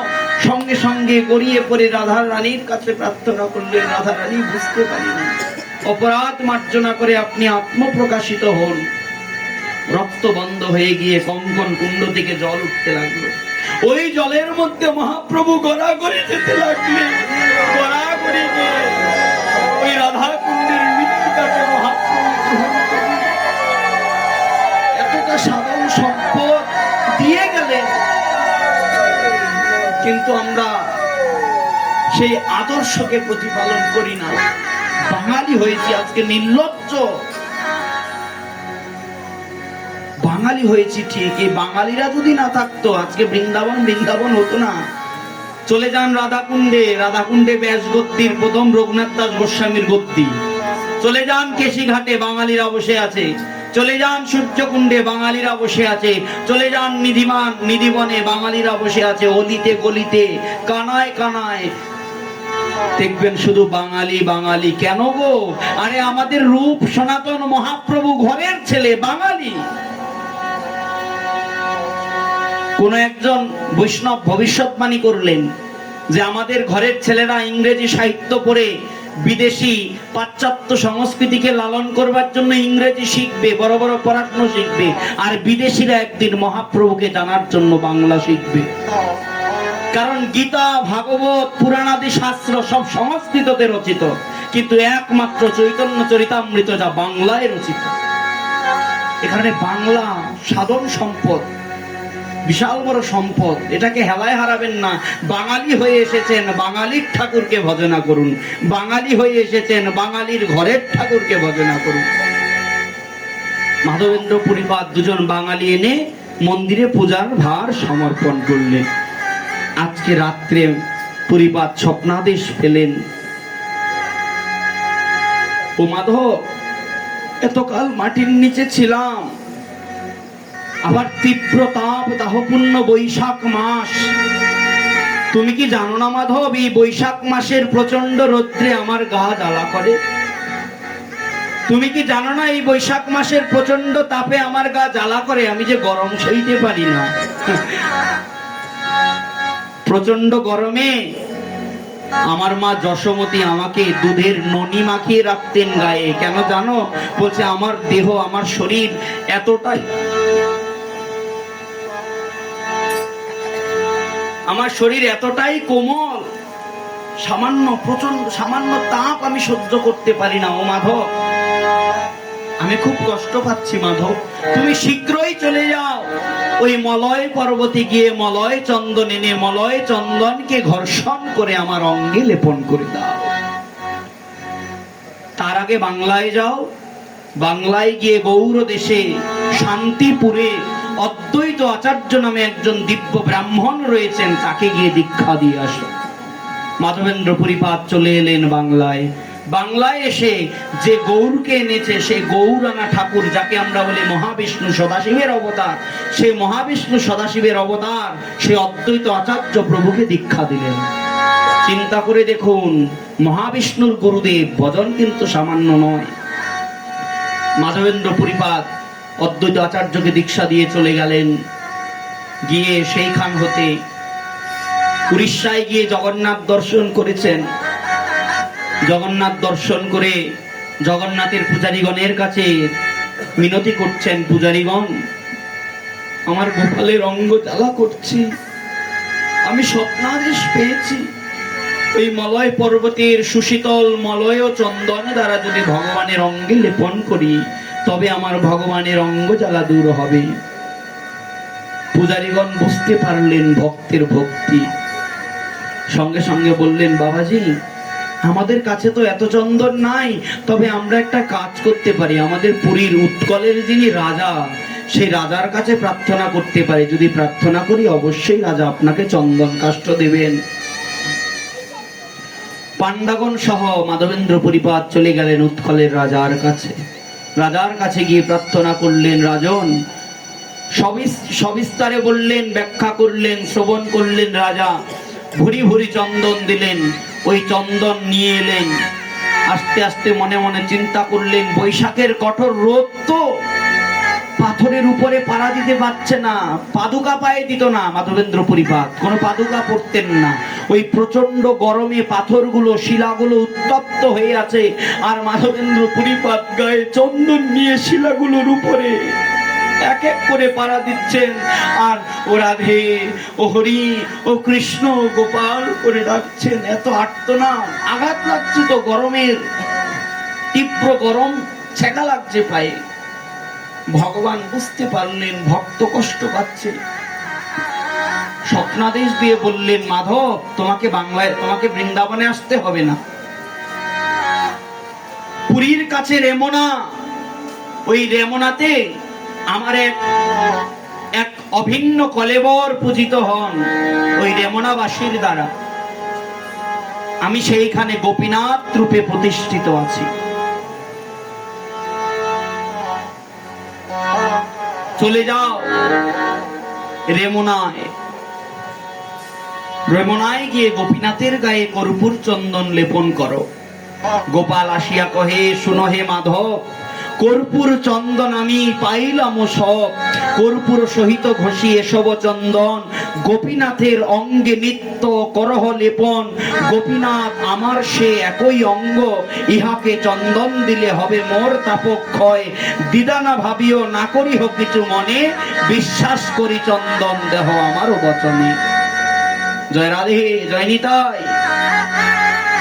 স্বপ্ন যোগে মাধবেন্দ্র পরিপাতকে স্বপ্ন দিলেন, রেমনাতে যে গোপীনাথ আছে, আপনারা গিয়েছেন কেউ পুরীতে? যাবেন, হরি বল। যদি সম্ভব হয় একবার জগন্নাথকে দর্শন করে আসবেন। এখনো এখনো এখনো ভক্তের ভক্তি সেই নিদর্শন রয়ে গেছে জগন্নাথ পুরী ধামে, রেমনাতে গিয়ে একবার দেখে আসবেন। আরে জীবন তো চলে গেছে, জীবনটাকে তো কাটিয়ে দিয়েছেন ভগবান। যেই সমস্ত লীলাস্থলীগুলো রেখে গেছেন, গৌর আমার যেসব স্থান করিল ভ্রমণ রঙ্গে, সেই সব স্থান হেরিবই আমি প্রণয়ী ভকত সঙ্গে। মহাপ্রভু যে স্থানগুলো রেখে গেলেন, সেই স্থানগুলোকে একবার গিয়ে দর্শন করে নয়নকে সার্থক করে আসুন। জীবনে কি পেয়েছেন কি না পেয়েছেন জানি না, কিন্তু ভগবানের লীলাস্থলীগুলোকে একবার হলেও নিজ নয়নে দর্শন করে আসুন। রেমুনাতে চলে গেলেন। রেমুনাতে গিয়ে মাধবেন্দ্র পরিপাদের কাছে পূজারী জিজ্ঞাসা করলো, বাবাজি আইলেন কোথা থেকে? আমি তো গৌর বাংলার লোক, বৃন্দাবনে থাকি, তাই চন্দন নিয়ে এসেছি। আমি স্বপ্নাদেশ পেয়েছি, আমার গোপালের গায়ে জ্বালা হচ্ছে, এই চন্দন লেপনের দ্বারা আমার গোপাল তিনি স্বস্তি পাবেন। তো আবার স্বপ্নাদেশ পেয়েছি, বাংলা তো অনেক দূর, উৎকল থেকে বৃন্দাবন তো অনেক দূর, তা ভগবান স্বপ্নাদেশ করেছেন যে গোপীনাথ আর গোপাল অভিন্ন, তাই গোপীনাথের গায়ে যদি কর্পূর চন্দন লেপন করা হয়, তাহলে বৃন্দাবনে বসে আমার গোপালের জ্বালা দূর হয়ে যাবে। সঙ্গে সঙ্গে চন্দন নিয়ে, কর্পূর নিয়ে অপূর্ব অপূর্ব অপূর্ব ঘর্ষণ করে পূজারী গোপীনাথের গায়ে চন্দন লাগাই দিলেন। এইখানে বসে গোপীনাথের গায়ে চন্দন লেপন করছে, আর বৃন্দাবনে বসে আমার ভগবানের গায়ে চন্দন চক্ষিত।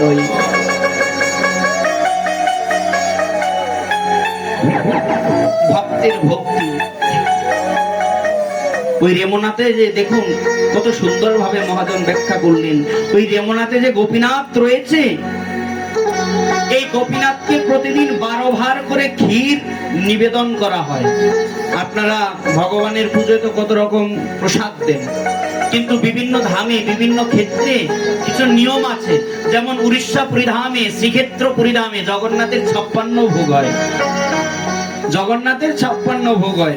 মধ্যাহ্নকালে 56 পদ 64 ব্যঞ্জন দিয়ে ভগবানের ভোগ হয়। ঠিক তদ্রূপ রেমনাথে যে গোপীনাথ রয়েছে, এই ভগবান গোপীনাথের প্রতিদিন মধ্যাহ্নে 12 ভার খাঁটি দুধের ক্ষীর দ্বারা প্রতিদিন ভোগ হয়।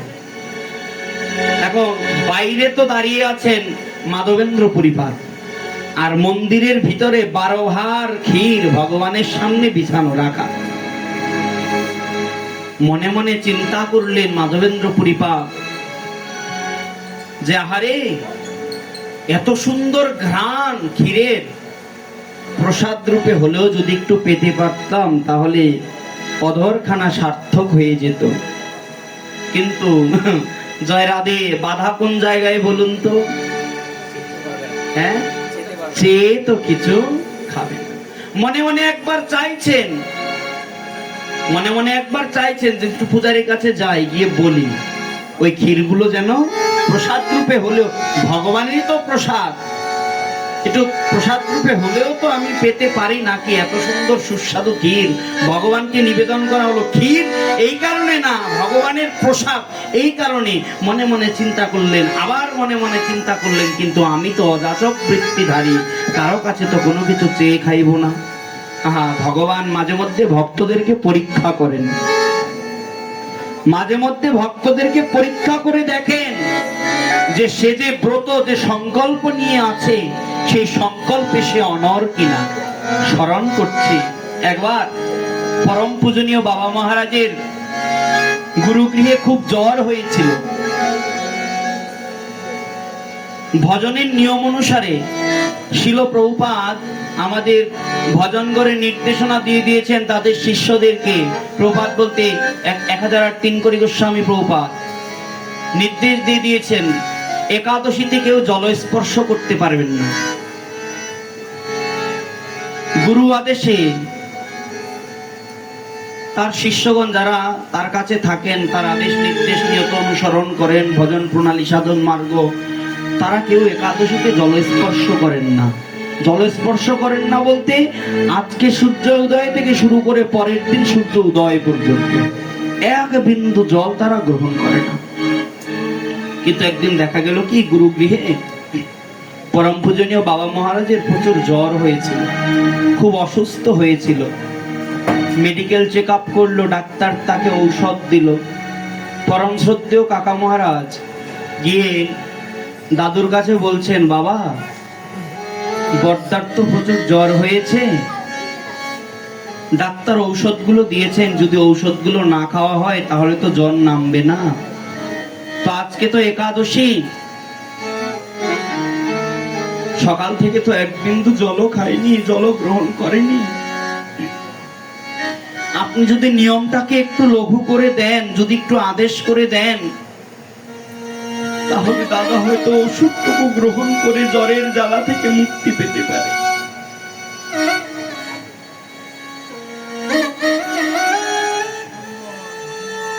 প্রভুপাদ বললেন,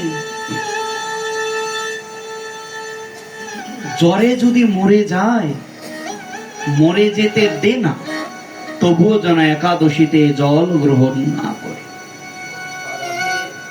কত কঠিন নিয়ম, গোসাইর পাষাণ যেন পাষাণ, নিয়ম যেন পাষাণেতে লেখা। নিয়ম যেহেতু একবার গ্রহণ করেছে, সেই নিয়ম মরে গেলেও ভাঙবে না। বলছেন জ্বর হয়েছে, যদি মরে যায়, মরে যেতে দে না, তবুও যেন একাদশীতে জল গ্রহণ না করে। ঘরের সামনে থেকে শ্রবণ করতে পেলেন বাবা মহারাজ, মরে গেলে মরে যেতে দে, তবুও যেন একাদশীতে জল গ্রহণ না করে। ওই যে শ্রবণ করলেন, আজ অব্দি বাবা মহারাজের অখণ্ড নিয়ম, কদাপি একাদশীতে জল গ্রহণ তিনি করেন না। যাকে বলে গুরু আজ্ঞা, যাকে বলে ভজন, যাকে বলে নিয়ম, নৈষ্ঠিক ব্রত। মাধবেন্দ্র পুরীপাদ মনে মনে চিন্তা করলেন, আমি তো গ্রহণ করেছি অযাচক বৃত্তি, ভগবানকে কথা দিয়েছি কেউ কোনো কিছু যাচিয়া প্রদান না করলে যে কিছু খাবো না। সঙ্গে সঙ্গে মুখটা ঘুরিয়ে চলে গেলেন কৃষ্ণ নাম করতে করতে। যদি প্রসাদ যদি কৃপা করে তার কাছে আসে তবেই গ্রহণ করবে, নচেত নয়। কিন্তু জানেন তো মা, তিনটে জায়গায় কখনো কোনো কিছু চাইবার বা নিমন্ত্রণের অপেক্ষা করতে হয় না।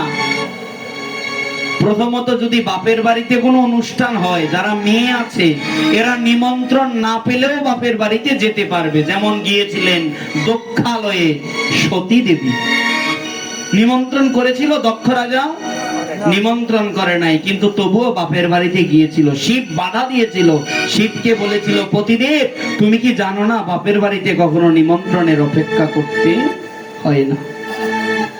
দ্বিতীয় হলো, যদি কোনো মন্দিরে কোনো পুজো হয়, ভগবত কর্ম হয়, ভাগবত পাঠ হয়, যদি প্রসাদের আয়োজন হয়, যদি ভগবান সেবা পূজা আরতি কীর্তন আদি হয়, ওই মন্দিরে যাইতেও কারো নিমন্ত্রণ করবার প্রয়োজন হয় না।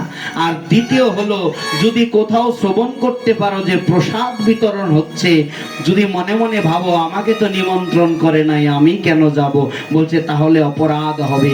যদি কোথাও সর্বজনীন ভাবে যদি প্রসাদ বিতরণ হয়, কানে শ্রবণ করা মাত্র উচিত। মন্দিরে গিয়ে আমার কাছে নিয়ে আসবে, আমি বসে থাকবো, ওই মুড নিয়ে থাকলে চলবে না। গিয়ে যিনি প্রসাদ বিলি করছেন তার কাছে গিয়ে চাইতে হবে, কৃপা করে প্রসাদ প্রদান করুন।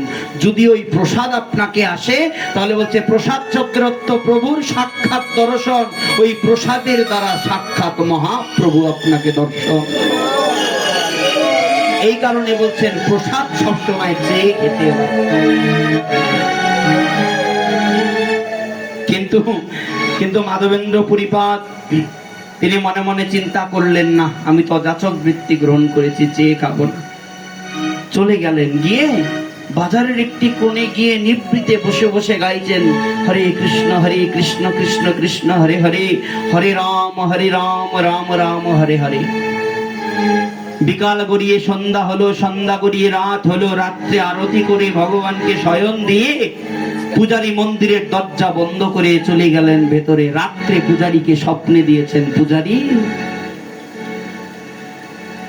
ওই রেমনার বাজারের কোনায় আমার যে এক ভক্ত এখনো উপবাসী হয়ে পড়ে আছে, একটু প্রসাদের আকাঙ্ক্ষা নিয়ে এসেছিল, কিন্তু প্রসাদ তার ভাগ্যে জোটেনি। ও পূজারী, তোমার কাছে করছি নিবেদন, যদি সম্ভব হয় আমার ওই ভক্তের কাছে একটু প্রসাদে নিয়ে যাবে গো, ভক্তের কাছে একটু প্রসাদে নিয়ে যাবে গো। বলছেন, প্রভু এই এত রাত্রে সকলকে সকল কিছু বিতরণ করে দিয়েছি, প্রসাদ তো আর নাই, আমি কি করে প্রসাদ দেব? ভগবান বললেন, তুমি মন্দিরে যাও, মন্দিরে গিয়ে আমার গায়ে যে উত্তরীয়টা দেওয়া আছে, ও বুঝেন, আমার গায়ে যে উত্তরীয়টা দেওয়া আছে, একটা চাদর আছে না, গিয়ে দেখবে ওই চাদরের তলায় আমি আমার ভক্তের জন্য এক বাটি ক্ষীর লুকিয়ে রেখেছি।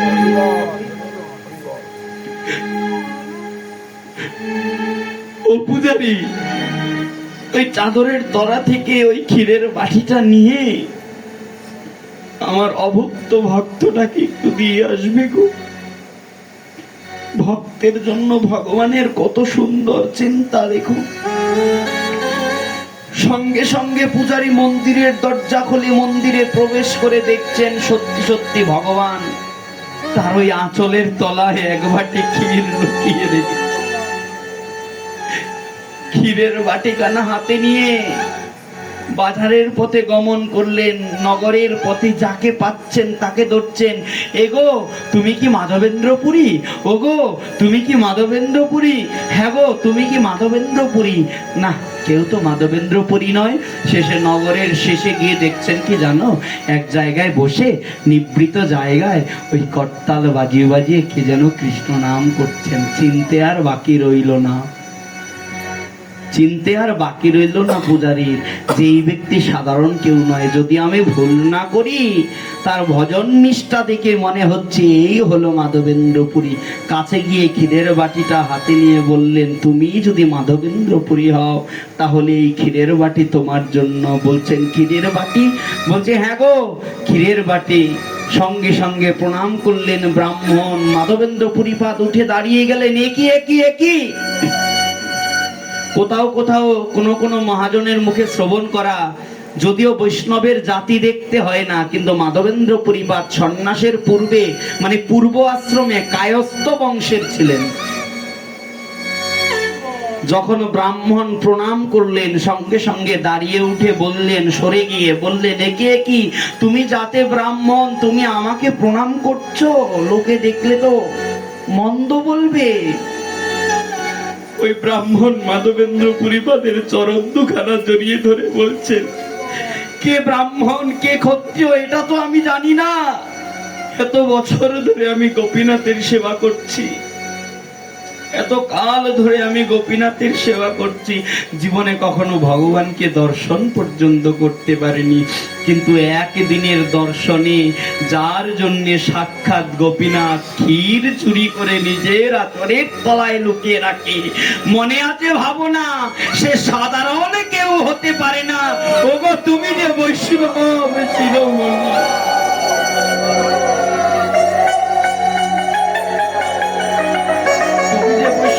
শিরোমণি। চরণ দুখানা জড়িয়ে ধরে কাঁদছেন। মহাজন বলছেন, যার লাগি গোপীনাথ ক্ষীর কইলা চুরি, সেই সে ভকত প্রবর মাধবেন্দ্রপুরী। চিন্তা করতে পারেন কতটুকু ভক্তি হলে, কতটুকু ভক্তি হলে ভক্তের জন্য ভগবান ক্ষীর চুরি করে রাখতে পারেন। কিন্তু আমরা কি সেই ভক্তিটুকু লাভ করতে পেরেছি? তার বিন্দু মাত্র কি লাভ করতে পেরেছি? নিজেকে প্রশ্ন করুন, কি করেছি ভগবানের জন্য? জীবনটা তো এলায় হারিয়ে গেলাম, জীবনটাকে তো কাটিয়ে দিলাম, চলে যাচ্ছে, দিন কেটে যাচ্ছে। দিন গেল মিছে কাজে, রাত্রি গেল নিদ্রে, না ভজিনু রাধা কৃষ্ণ চরণার বৃন্দি। কৃষ্ণ ভজিবার তরে সংসারেতে আইনু, মিছে মায়ায় বদ্ধ হয়ে বৃক্ষ সম হইল। ফল রূপে পুত্র কন্যা ডালো ভাঙ্গি পরে, কাল রূপে পৃথিবীতে দুঃখ বাসা করে। এসেছি ভগবানকে ভজনা করবার জন্য, এসেছি ভগবানকে ডাকার জন্য, কিন্তু ডাকতে পেরেছি কোথায় জানেন? আরে কতটুক করি, দিন চলে যায় মিছে কাজে, কাজকর্ম করতে করতে চলে যায়। মনে মনে ভাবি একটু মালা নিয়ে বসবো, তাও হয় না, তাড়াহুড়ো করে জপটা করি। আর এই যে একটা পেতনি আবিষ্কার হয়েছে, এই পেতনির পিছনে সময় দিতে দিতে দিতে দিতে মোবাইল মোবাইল, কোথায় ভজন, কোথায় সাধন, কিচ্ছু হলো না, কিচ্ছু হয় না।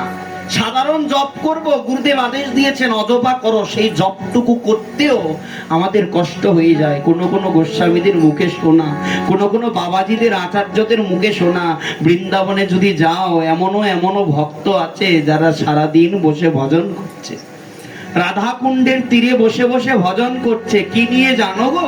বলতে সামনে একখানা কাঁচা মরিচের বাটি নিয়ে বসেছে। বলছে ভজন করতে বসেছে তো কাঁচা মরিচের বাটি নিয়ে কেন বসেছে?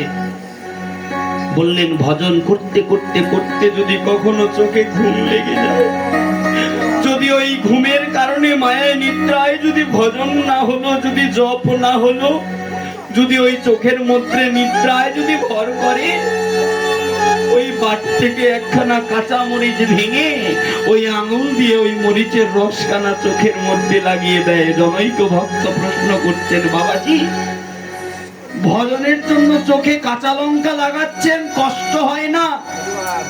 বললেন যে আজকে তো কাঁচা লঙ্কা লাগিয়েছি রে, কিছুদিন পর গুঁড়ো লঙ্কা লাগাবো। কেন জানিস? ওই ভজনের সময় যদি ঘুম আসে, যদি নিদ্রা আসে, ওই চোখের মধ্যে আজকে কাঁচা লঙ্কা লাগাচ্ছি, কালকে গুঁড়ো লঙ্কা লাগাবো। কেন জানিস? বলছে লাগাতে লাগাতে লাগাতে লাগাতে একদিন নিদ্রা দেবী প্রণাম করে বলবেন, না এর চোখে আর যাওয়া যাবে না, ওই লেবু লঙ্কার দ্বারা আমার চক্ষু থেকে জনমের মতো নিদ্রা দেবী বিদায় দিন।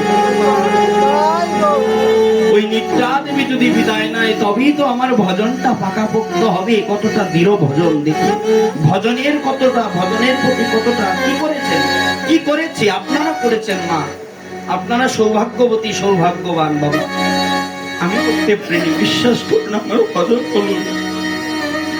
কোন বাবাজি রাধা কুণ্ডের তীরে বসে ভজন করছেন, প্রচন্ড শীতকাল, গায়ে একখানা চাদর নাই।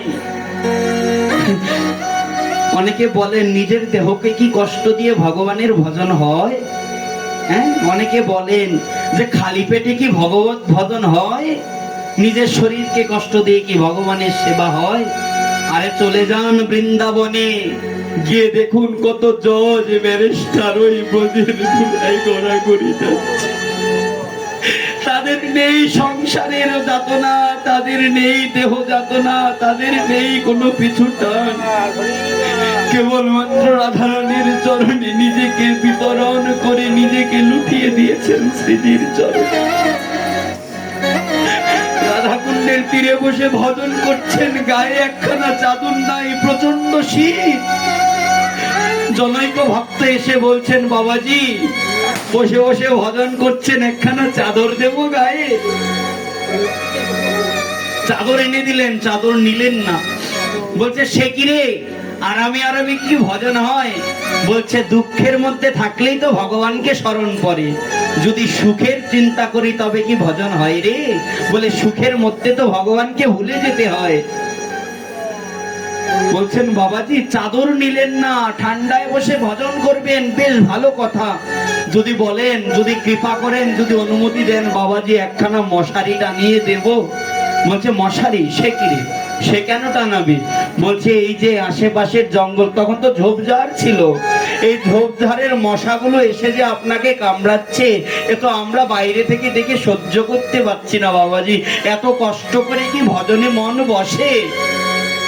বাবাজি চরণ ধরে বলছেন, ভক্ত কি ও ভক্ত, ও বাবাজি তোমার চরণ ধরে করি প্রার্থনা, এখানে কোনো মশা নিধক, কোনো কীটনাশক দিও না, আমার মশারির প্রয়োজন নাই। বলছে কেন? বলছে জানো জানো, এই মশাগুলোই তো আমার ভজনের বন্ধু। বলছে মশাগুলো ভজনের বন্ধু কি করে? মশা কারো ভজনের বন্ধু হয়? বলছে আমি ভজন করতে করতে করতে করতে, নাম করতে করতে, যদি রাত্রে আমার ঘুম চলে আসে, যদি রাত্রে আমি নিদ্রাগত হই, যদি ভগবানকে ডাকা না হয়, যদি রাধারানীকে ডাকা না হয়, ওই মশাগুলো আমাকে কামড়ে কামড়ে ঘুমোতে দেয় না গো। যে আমাকে ভজনে সাহায্য করে, যে আমাকে রাধারানীকে ডাকতে সাহায্য করে, বলো না গো তার মতো কি পরম বান্ধব আছে কি?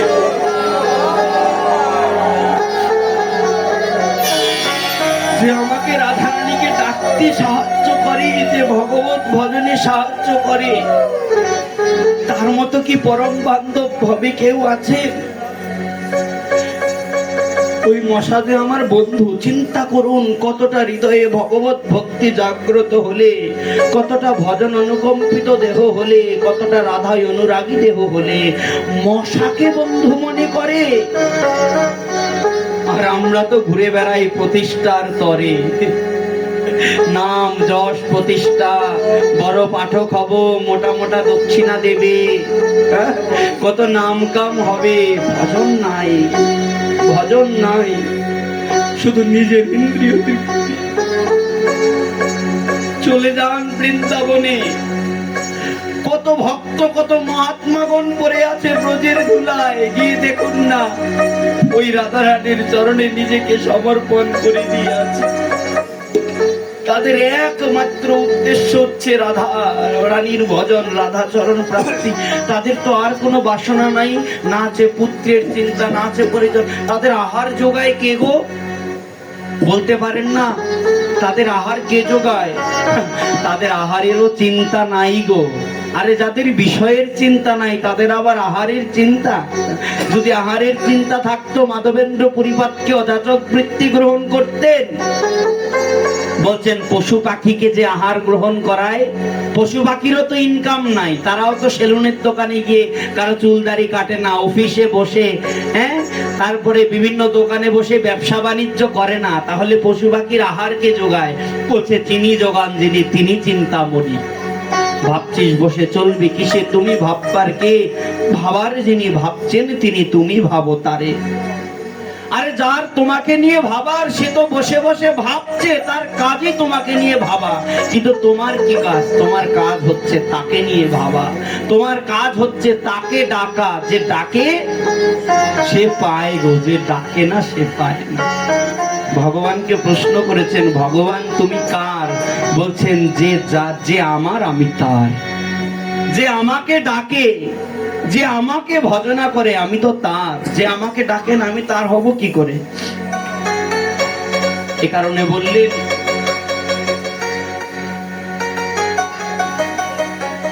ভগবান গীতায় তো কথা দিলেন, চিন্তা করার কি প্রয়োজন? অর্জুনকে প্রশ্ন করলেন ভগবান, অর্জুনকে বললেন ভগবান, কথা দিলেন। নবম অধ্যায় রাজবিদ্যা রাজগুজ্জ যুগে গুজ্জতম কথা দান করলেন অর্জুনকে। অর্জুন, অনন্য চিন্তয়ন্তে মাম যেজনা পর্যপাশতে তিসাম নিত্যই অভিযুক্তানাম যোগক্ষেমম বহাম্যহম। অর্জুন, অনন্য চিন্তয়ন্তে মাম, যে অনন্য ভক্তির দ্বারা আমাকে ডাকে, মন মনা ভব মদ ভক্ত ময়াজ মাম নমস্কুরু মামে বৈশ্বাসী সত্যম তে প্রতিজানে প্রিয় হচিমে।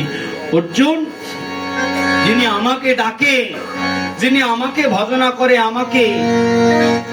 আমাকে আত্মসমর্পণ করে নিজেকে বিতরণ করে দেয়, অর্জুন অনন্য চিন্তয়ন্তে মাম, যে অনন্য ভক্তির দ্বারা কেবলমাত্র আমাকে চিন্তা করে। অর্জুন, যে তেষাম নিত্যয় অভিযুক্তানাম যোগক্ষেমম বহাম্যহম। তার যেটা চাহিদা, তার যেটা প্রয়োজন, সেইটা তো আমি সংরক্ষণ করি, যেটা তার আছে সেটা আমি সংরক্ষণ করি, আর যা নাই তা আমি জোগাড় করি। আরে জানো কি, আমি ভগবান কুলি হয়ে আমার ভক্তের বোঝাকে মাথায় করে। যদি ভক্ত না থাকে তাহলে ভগবান কি করে? আপনি ভগবানের জন্য এক পা বাড়ান, আপনি ভগবানের জন্য এক পা বাড়ান, বিশ্বাস করুন ভগবান আপনার জন্য 10 কদম এগিয়ে আসবে। আপনি ভগবানকে একবার ডাকুন, ভগবান আপনাকে 10 বার ডাকবে। কারণ ভগবান তো ভক্তের জন্য কাঙাল। ভক্ত আমার মাতা পিতা, ভক্ত আমার গুরু, ওই ভক্তের লাগে আমি বাঞ্ছা কল্পতরু।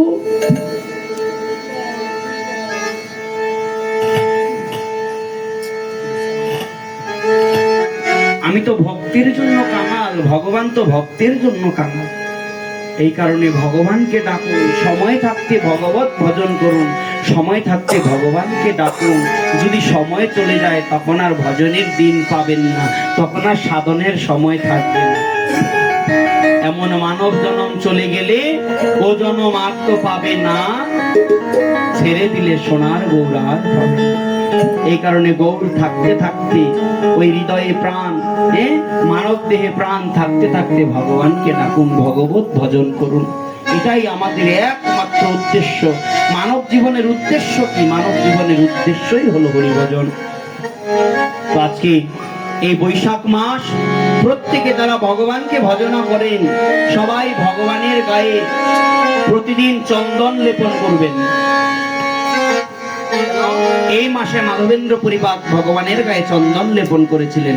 এই বৈশাখের তীব্র তাপে ভগবানের গা জ্বালা করে, এই কারণে শ্রী বিগ্রহের গায়ে চন্দন লেপন করবেন এবং তুলসী মূলে জল দিবেন।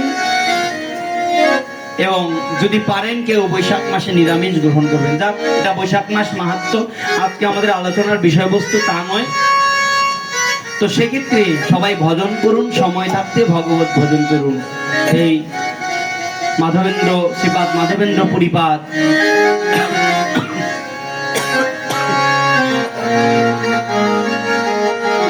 তিনি জীবনকে কাটিয়ে দিলেন, অতিবাহিত করলেন ভগবত ভজনে। এই মাধবেন্দ্র পরিপাদ হলেন নিত্যানন্দ প্রভুর গুরুদেব, অদ্বৈত আচার্য প্রভুর গুরুদেব এবং মহাপ্রভুর যে গুরু ঈশ্বরপুরী, সেই ঈশ্বরপুরীর গুরুদেবই মাধবেন্দ্র পরিপাদ। এই কারণে যারা নিত্যানন্দ পরিবারে আছি, নিত্যানন্দ পরিবার ভুক্ত, তারা খুব ভাগ্যবান যে তারা মাধবেন্দ্র পরিপাদকে গুরু পরম্পরায় পেয়েছেন। কারণ মাধবেন্দ্র পরিপাদের মতো এমন সাধন নিষ্ঠ, ভজন নিষ্ঠ ব্যক্তিত্ব খুব কম দর্শন করা যায়। যিনি উচ্চকোটি মহাত্মাদের, মহাপ্রভুর গুরুত্বপূর্ণ 2 জন পার্ষদ, যে নিতাই বিনে মহাপ্রভুর প্রেম প্রচার পূর্ণ হতো না, সেই নিতাইয়ের গুরুদেব, সেই যিনি গৌরকে এনেছেন, সেই গৌরানা ঠাকুর অদ্বৈত আচার্যের গুরুদেব মাধবেন্দ্র পুরী। এই কারণে আমরা একটু মাধবেন্দ্র পরিবাদের জয়ধ্বনি দেই, বলি মাধবেন্দ্র পরিপাদ কি জয়, মাধবেন্দ্র পরিপাদ কি জয়, গোপীনাথ ভগবান কি জয়, মদন গোপাল জি কি, সবার সদ মহাপ্রভু কি জয়, বলি জয় জয় শ্রী রাধেশ্যাম। আরেকটি কথা যেটি আমরা শ্রবণ করতে পারলাম সেটি হলো আমাদের সনাতনীদের সনাতনী অস্তিত্ব রক্ষার যে মূল কারিগর, সনাতনীদের অস্তিত্ব টিকিয়ে রাখার যে প্রধান ব্যক্তিত্ব, যিনি সনাতনীদের হৃদয়ে আশার আলোর প্রদীপটাকে প্রজ্বলিত করেছেন, হিন্দুদের অধিকার নিয়ে, শুধু হিন্দু নয়, সংখ্যালঘুদের অধিকার নিয়ে যিনি কথা বলেছেন, সকলের শ্রদ্ধেয়, সকলের সম্মানীয়, সকলের পূজনীয়, শ্রদ্ধেয় চিন্ময়ানন্দ দাস, চিন্ময় কৃষ্ণ দাস ব্রহ্মচারী প্রভু, তিনি বিগত কয়েক মাস হিন্দুদের অস্তিত্ব নিয়ে লড়াই করবার জন্য তাকে দেশদ্রোহিতার অভিযোগ দিয়ে জেলে বন্দী করা হয়েছে। আপনারা সকলেই জানুন। না, অভিযোগটা কি ছিল? বাংলাদেশের পতাকাটাকে নাকি, বাংলাদেশের নিশানকে, পতাকাকে নাকি অপমান করেছে। কিন্তু আমরা জানি না মহামান্য আদালত কেমন করে বিষয়টাকে দেখছে। শ্রবণ করতে পারলাম তাকে নাকি মহামান্য আদালত শুনানির দ্বারা তাকে মুক্তি প্রদান করেছেন। কিছুক্ষণ পরেই আবার খবর পেলাম তার সেই শুনানি বাতিল হয়েছে। এখন আমার মহামান্য আদালতের কাছে প্রশ্ন, যে কি দেখে শুনানি দেওয়া হলো, তাকে মুক্তি দেওয়া হলো, আবার কি দেখে তাকে তার সেই শুনানিটা বাতিল করা হলো? কোন যুক্তিতে তাকে দেওয়া হলো, ছাড়া হলো, আর কোন যুক্তিতে পুনরায় সেটাকে ক্যান্সেল করা হলো? তাহলে শুনানি দেবার আগে কি চিন্তা ভাবনা করে শুনানি দেওয়া হয়নি? নাকি শুধুমাত্র হিন্দুদের অস্তিত্ব, হিন্দুদেরকে, তার সংখ্যালঘু জনগোষ্ঠীদের এই আত্মকল্যাণকর এই আন্দোলনটাকে দাবায়ে রাখার জন্য নিছক চক্রান্ত করছে? তো সেক্ষেত্রে আমরা ভগবানের কাছে প্রার্থনা করব এবং মহামান্য আদালতের কাছে প্রার্থনা করব, সর্বোপরি সমগ্র হিন্দু জনগোষ্ঠী, সংখ্যালঘু জনগোষ্ঠী সকলের কাছে প্রার্থনা করব যেন, কারণ আমরা জানি সেই ব্যক্তিটি নির্দোষ, সবাই জানে ব্যক্তিটি নির্দোষ, এবং শুধু এই দেশ থেকে নয়, অন্যান্য দেশ থেকেও অন্যান্য ব্যক্তিবর্গ যারা বিশিষ্ট, যারা বুদ্ধিজীবী, তারাও বলেছেন, অলরেডি তারা ব্যাখ্যা করেছেন যে ব্যক্তিটি নির্দোষ। এই নির্দোষ হওয়া সত্ত্বেও কেন তাকে এখনো সেই জেলের ঘানি টানতে হচ্ছে, এখনো তাকে কেন জেলে থাকতে হচ্ছে? আমরা সকলের কাছে প্রার্থনা করি, সকলের কাছে আমরা প্রার্থনা জানাই, আপনারা সবাই ভগবানের কাছে প্রার্থনা করবেন যেন আমাদের অন্তত তাকে মুক্তি দেওয়াটা এখন সময়ের দাবি। তাই সবাই ভগবানের কাছে প্রার্থনা করবেন। সর্বোপরি আমরা মহামান্য আদালতের কাছে প্রার্থনা করি যেন আমাদের শ্রী চিন্ময় কৃষ্ণদাস ব্রহ্মচারী প্রভুকে যেন অবিলম্বে, অনতি বিলম্বে যেন মুক্তি দেওয়া হয়, তার উপর থেকে এই দেশদ্রোহিতার মামলাটাকে যেন খারিজ করা হয়, এবং যারা প্রকৃতপক্ষে দোষী আমরা চাই তাদের বিচার হোক। আমরা বাংলাদেশের নাগরিক, যে অপরাধ করবে সে অপরাধের শাস্তি পাবে, সেটা আমি হলেও পাবো, আপনি হলেও পাবেন, কিন্তু যে যথার্থ ভাগীদার তাকে শাস্তি দেওয়া হোক। কিন্তু আমরা সকলেই জানি এবং অন্যান্য বুদ্ধিজীবীদেরও মতামত যেন প্রভুজি অনতি বিলম্বে যেন মুক্তি পেতে পারে। আমরা সেই জন্য মহামান্য আদালত এবং আমরা সমস্ত ভগবানের কাছে, সকলের কাছে প্রার্থনা করছি। আজকেও তাকে শুনানি দিয়ে, আজকেও তার মুক্তির ডেট ছিল। আমি শ্রদ্ধেয় কুশলবরণ চক্রবর্তী স্যারের একটি ভিডিওতে দেখলাম, উনি সেদিন ইউটিউবে বলছিলেন যে রবিবার তার দ্বিতীয় শুনানি হবে এবং সেদিন তাকে জেল থেকে ছাড়া হবে, কিন্তু এখন পর্যন্ত কোনো খবর আমরা পাইনি। তার মানে আমরা বুঝতে পারি যে এটার পিছনে অনেক বড় একটা ঘোটালা আছে। তাই আমরা মহামান্য আদালতের কাছে প্রার্থনা করব যেন অনতি বিলম্বে আমাদের চিন্ময় কৃষ্ণ ব্রহ্মচারী প্রভুকে যেন ছাড় দেওয়া হয়। এটা আমাদের সময়ের দাবি, সকল সনাতনীদের আত্মার প্রার্থনা, এবং ভগবানের কাছেও সঙ্গে সঙ্গে প্রার্থনা করব যেন প্রভুজি যেখানে থাকেন যেন ভালো থাকেন এবং ভালোভাবে যেন আমাদের মাঝে ফিরে আসতে পারে। জয় নিতাই গৌর সীতানাথ প্রেমানন্দে। হরি হরি বল মন, হরি হরি বল হরি।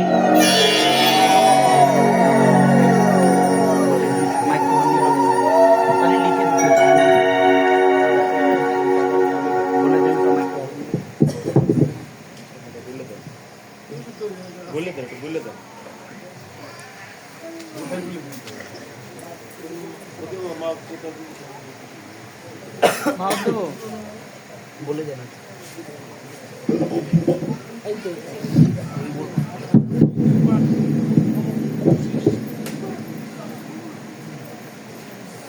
দেশমাতৃকা ও বিশ্বজননীর সকল সন্তানের শান্তি ও মঙ্গল কামনায় 3 দিন ব্যাপী শ্রীমদ্ ভাগবত পাঠ করবেন, শ্রীমদ্ ভাগবত গীতা রসামৃত আলোচনা করবেন। পরম পূজ্যপাদ প্রাতঃস্মরণীয় ভক্তি কিঙ্কর দামোদর গোস্বামী মহারাজ, কুলাউড়া, সিলেট। তিনি করবেন 29, 30, 31 বৈশাখ, 13, 14, 15 মে 2025 রোজ মঙ্গল, বুধ এবং বৃহস্পতিবার। স্থান হলো ভাজন্দি সর্বাজনীন হরি মন্দির, বাজার নিকটবর্তী, দিগননগর, মুকসুদপুর। আপনারা সকলে যাবেন, মহারাজের মুখে হরিকথা ভাগবতী কথা শ্রবণ করবেন এবং সকলে ভগবানের প্রেমামৃত রসচর্চা গ্রহণ করবেন। জয় রাধে, জয় নিতাই। একটু হরিনাম করবেন। এখানে ভাগবতমের হরিকথা আলোচনার বিশ্রাম রাখলাম।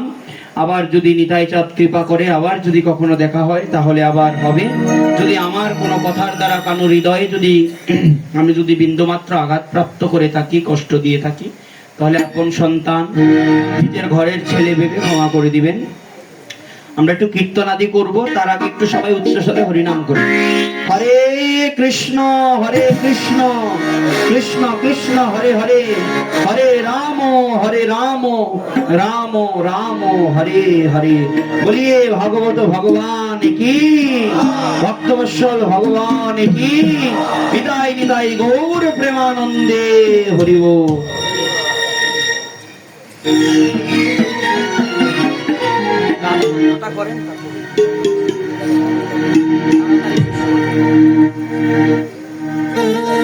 এলাকার যুব সমাজ কোথায়? হবে না একটু? জয় রাধেশ্বর। যুব সমাজ কোথায়? সকলকে ডাকা হোক। শুধু ডিজে বাজিয়ে নাচলে হবে? যদি সামর্থ্য থাকে হরিনামের সঙ্গে নৃত্য করা, কারণ হরিনামের মতো মধুর নাম জগতে নাই। যদি নৃত্য করতে হয় এই নামে করো, এই নামে নৃত্য করলে লাভ আছে, ওই নামে নৃত্য করলে লাভ নাই। জয় রাধে, জয় শ্রী রাধে, জয় রাধে গোবিন্দ ভজ মনসি রাধে, শ্রী রাধে গোবিন্দ ভজ মন শ্রী রাধে, জয় রাধে গোবিন্দ ভজ মন শ্রী রাধে, জয় রাধে গোবিন্দ ভজ মন শ্রী রাধে, রাধে গোবিন্দ ভজ মন শ্রী রাধে, রাধে বলো শ্রী রাধে, রাধে বলো শ্রী রাধে, রাধে বলো শ্রী রাধে, রাধে বলো শ্রী রাধে, রাধে গোবিন্দ ভজ মন শ্রী রাধে,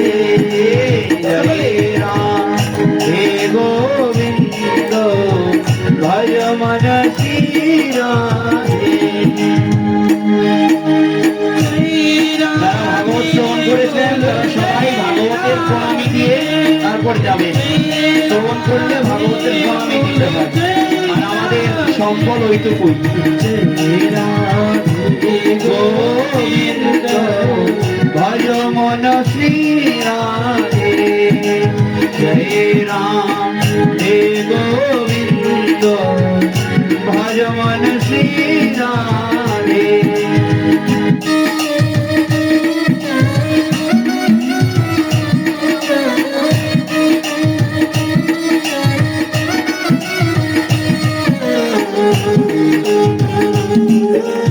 রাধে রাধে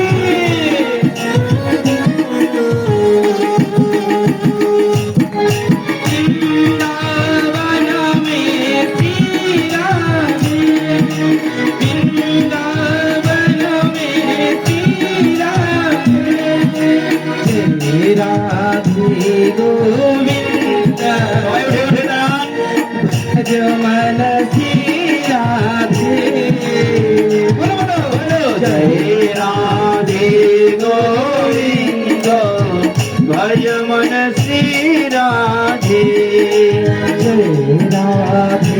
গোবিন্দ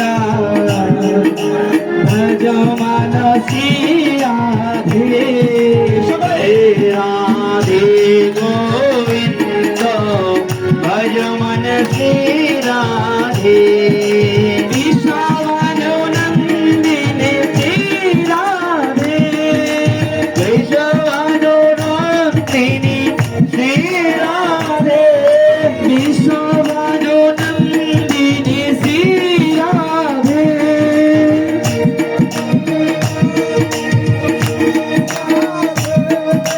জয় রাধে গোবিন্দ ভজ মানসী রাধে সকলে ভালো ভালো জয় রাধে গোবিন্দ ভজ মানসী রাধে ওই মায়েরা কি গো তোমরা হাত ধরো না ঘুরে ঘুরে নৃত্য করবে ঘুরে ঘুরে হাত ধরো বাবারা সবাই হাত ধরো এক মিনিট স্টপ একদম স্টপ জয় রাধে এ বাংলা কথা বুঝো তো না খাঁটি বরিশাল ভাষা কব কব নি কিতা কব বাংলা ভাষা কন লাগবো ইংলিশে কন লাগবো তো কথা তো বুঝো নাকি মায়েরা কই এ মায়েরা পালাও কইতা বাড়িতে কি ডাল ডাল দিয়ে থিও না হ্যাঁ আরে একদিন ডাল তরকারি নষ্ট হইলে সমস্যা নাই আরে আসো একটু নৃত্য করো শাস্ত্র বলছে কি জানো যে কৃষ্ণ নামের সঙ্গে সঙ্গে নৃত্য করে কীর্তন করে বলছে তার সমগ্র পাপ দূরে চলে যায়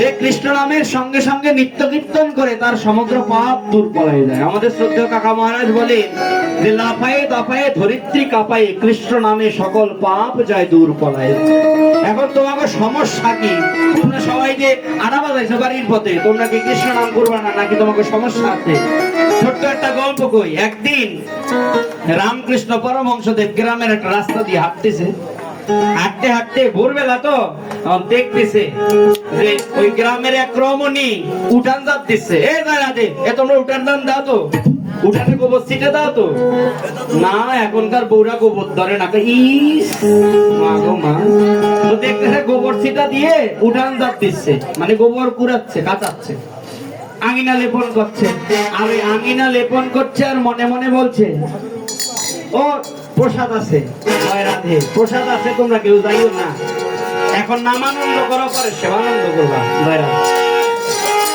এখন ওই উঠান ঝাড়ু দিচ্ছে জয় রাধে এ মা কথা শুনতে পাচ্ছ তো পিছনে উঠান ঝাড়ু দিচ্ছে আর বলতেছে ফটে কেষ্ট ফটে কেষ্ট কেষ্ট কেষ্ট ফটে ফটে কিরে বাবা হঠাৎ করে রামকৃষ্ণ দেবের কানে গেছে এখন যাই একটু ভালো করে শুনি কান খারাপ করে শুনি ও মা কান খারাপ করে শুনছে কি বলতেছে ফটে কৃষ্ণ ফটে কৃষ্ণ কৃষ্ণ কৃষ্ণ ফটে ফটে ফটে ফটে ফটে ফটে কৃষ্ণ ফটে কৃষ্ণ কিছু ফটে ফটে কৃষ্ণ ফটে কৃষ্ণ কিছু কে এবা কি কাজ করতেছিস তো অঘটন ঘটাইলি কি জব করতেছিস কয় কৃষ্ণ নাম হরি নাম কয় কেষ্ট নাম করিস কথা ফটে কৃষ্ণ করস কে ভালো করে ক শুদ্ধ ভাবে উচ্চারণ কর কয় না আপনি বুঝবেন না বাবা কয় কি কয় সাত সকালবেলা আমার শাশুড়ির কাছে আমি শুনছি সাত সকালবেলা ওই কেউ শ্বশুর ভাসুর আর বাতারের মানে স্বামীর নাম নেয় না এখন এমন কায়দায় বাঁচছে কায়দায় আছে কয় এমন কায়দায় বাঁচছে কয় শ্বশুরের নাম হরে স্বামীর নাম কৃষ্ণ ভাসুরের নাম রাম এখন কিভাবে কব কোন এ সাত সকালবেলা এ বাসি মুখে কি শ্বশুর ভাসুর স্বামীর নাম কব এই কারণে হরে কৃষ্ণ না কই কই ফটে কৃষ্ণ কৃষ্ণ কৃষ্ণ ফটে ফটে এখন তোমরা যে কৃষ্ণ নাম হইতেছে তোমরা বাড়ির দিকে আড়া বাঁধেছো তোমার কি শ্বশুর ভাসুর আর স্বামীর নাম বাইজা পড়তে হ্যাঁ তোরা বাড়ির দিকে যাও কেন ডাল চাল দিয়ে থুইও না বাড়ির তরকারি ডাল টাল দিয়ে থুইয়েছো না দুয়ার বাইতে দিয়ে তো থুইয়েছো নাকি তত নৃত্য করো তাই হাতে হাত ধরো আয় সবে সহজ হাতে হাত ধরে ধরে নাচ ধীরে কি গাড়ি দিঘা দেখি হাত ধরো গোল হয়ে নাচবে হ্যাঁ গোল হয়ে নৃত্য করবে গোল হয়ে ঠিক আছে গোল হয়ে তোমায় হৃদে মাঝারে রাখিব ছেড়ে দিব না তাকে যদি রিচ মাদারে পাও ছেড়ে দিবে এই বাচ্চারা গোল হ সব হাত ধর গোল হয়ে সবাই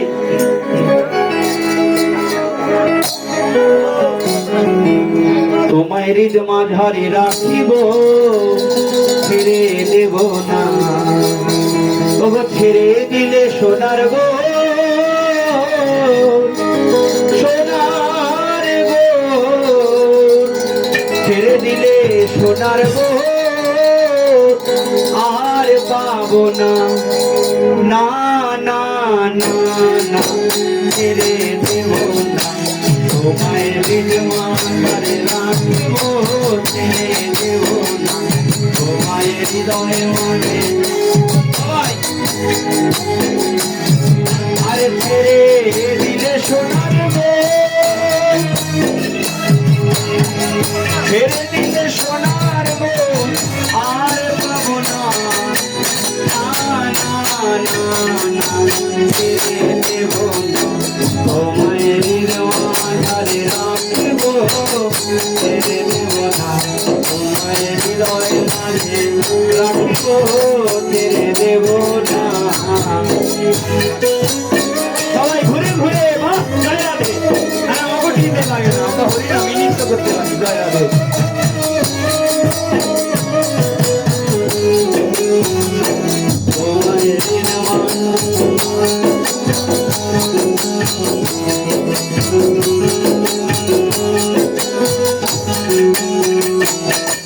ওই ভুবনম হলো গোলা, আমার মনে মনার মনোহরা, ভুবনম হলো গোলা,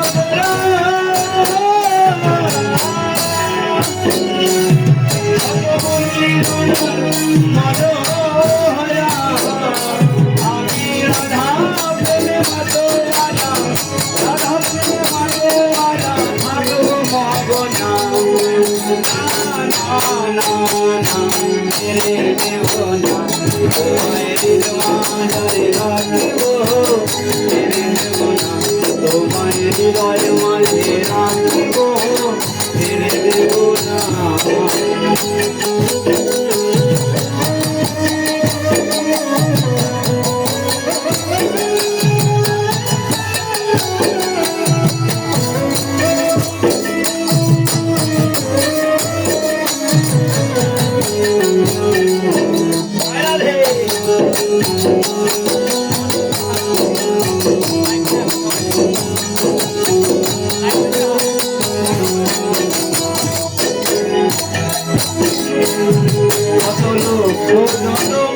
ভ্রমণ করে মন আমার জন্ম প্রাণে, কত জন্ম ভ্রমণ করে, তারা পেছনে আছো, তারা ঠকে যাচ্ছ, ওই যে পিছনে দাঁড়িয়ে আছে, বসে আছে, ঠকে যাচ্ছ, কিন্তু এসে নাচতে হবে। জন্ম প্রাণে এ জন্ম চলে গেলে ওঠে পাবন, চলে গেলে ওঠে পাবন, আর পাবে না, ছেড়ে দেব না তোমায় হৃদয়ে রাখিব, ছেড়ে দেব না তোমায় হৃদয়ে মাঝে রাখিব, ছেড়ে দেব না। ছেড়ে দিলে সোনার গো, ছেড়ে দিলে সোনার গো, আর পাবো না, না না না না, ছেড়ে দেব না তোমায় হৃদয়ে রাখিব, ছেড়ে দেব না তোমায় হৃদয়ে মাঝে রাখিব, ছেড়ে দেব না। তালে তালে না দেব সবাই, জয় রাধে। ঘুরে ঘুরে প্রণাম লাগে, কুঞ্জ সাজিয়ে নাচো, কুঞ্জ সাজিয়ে।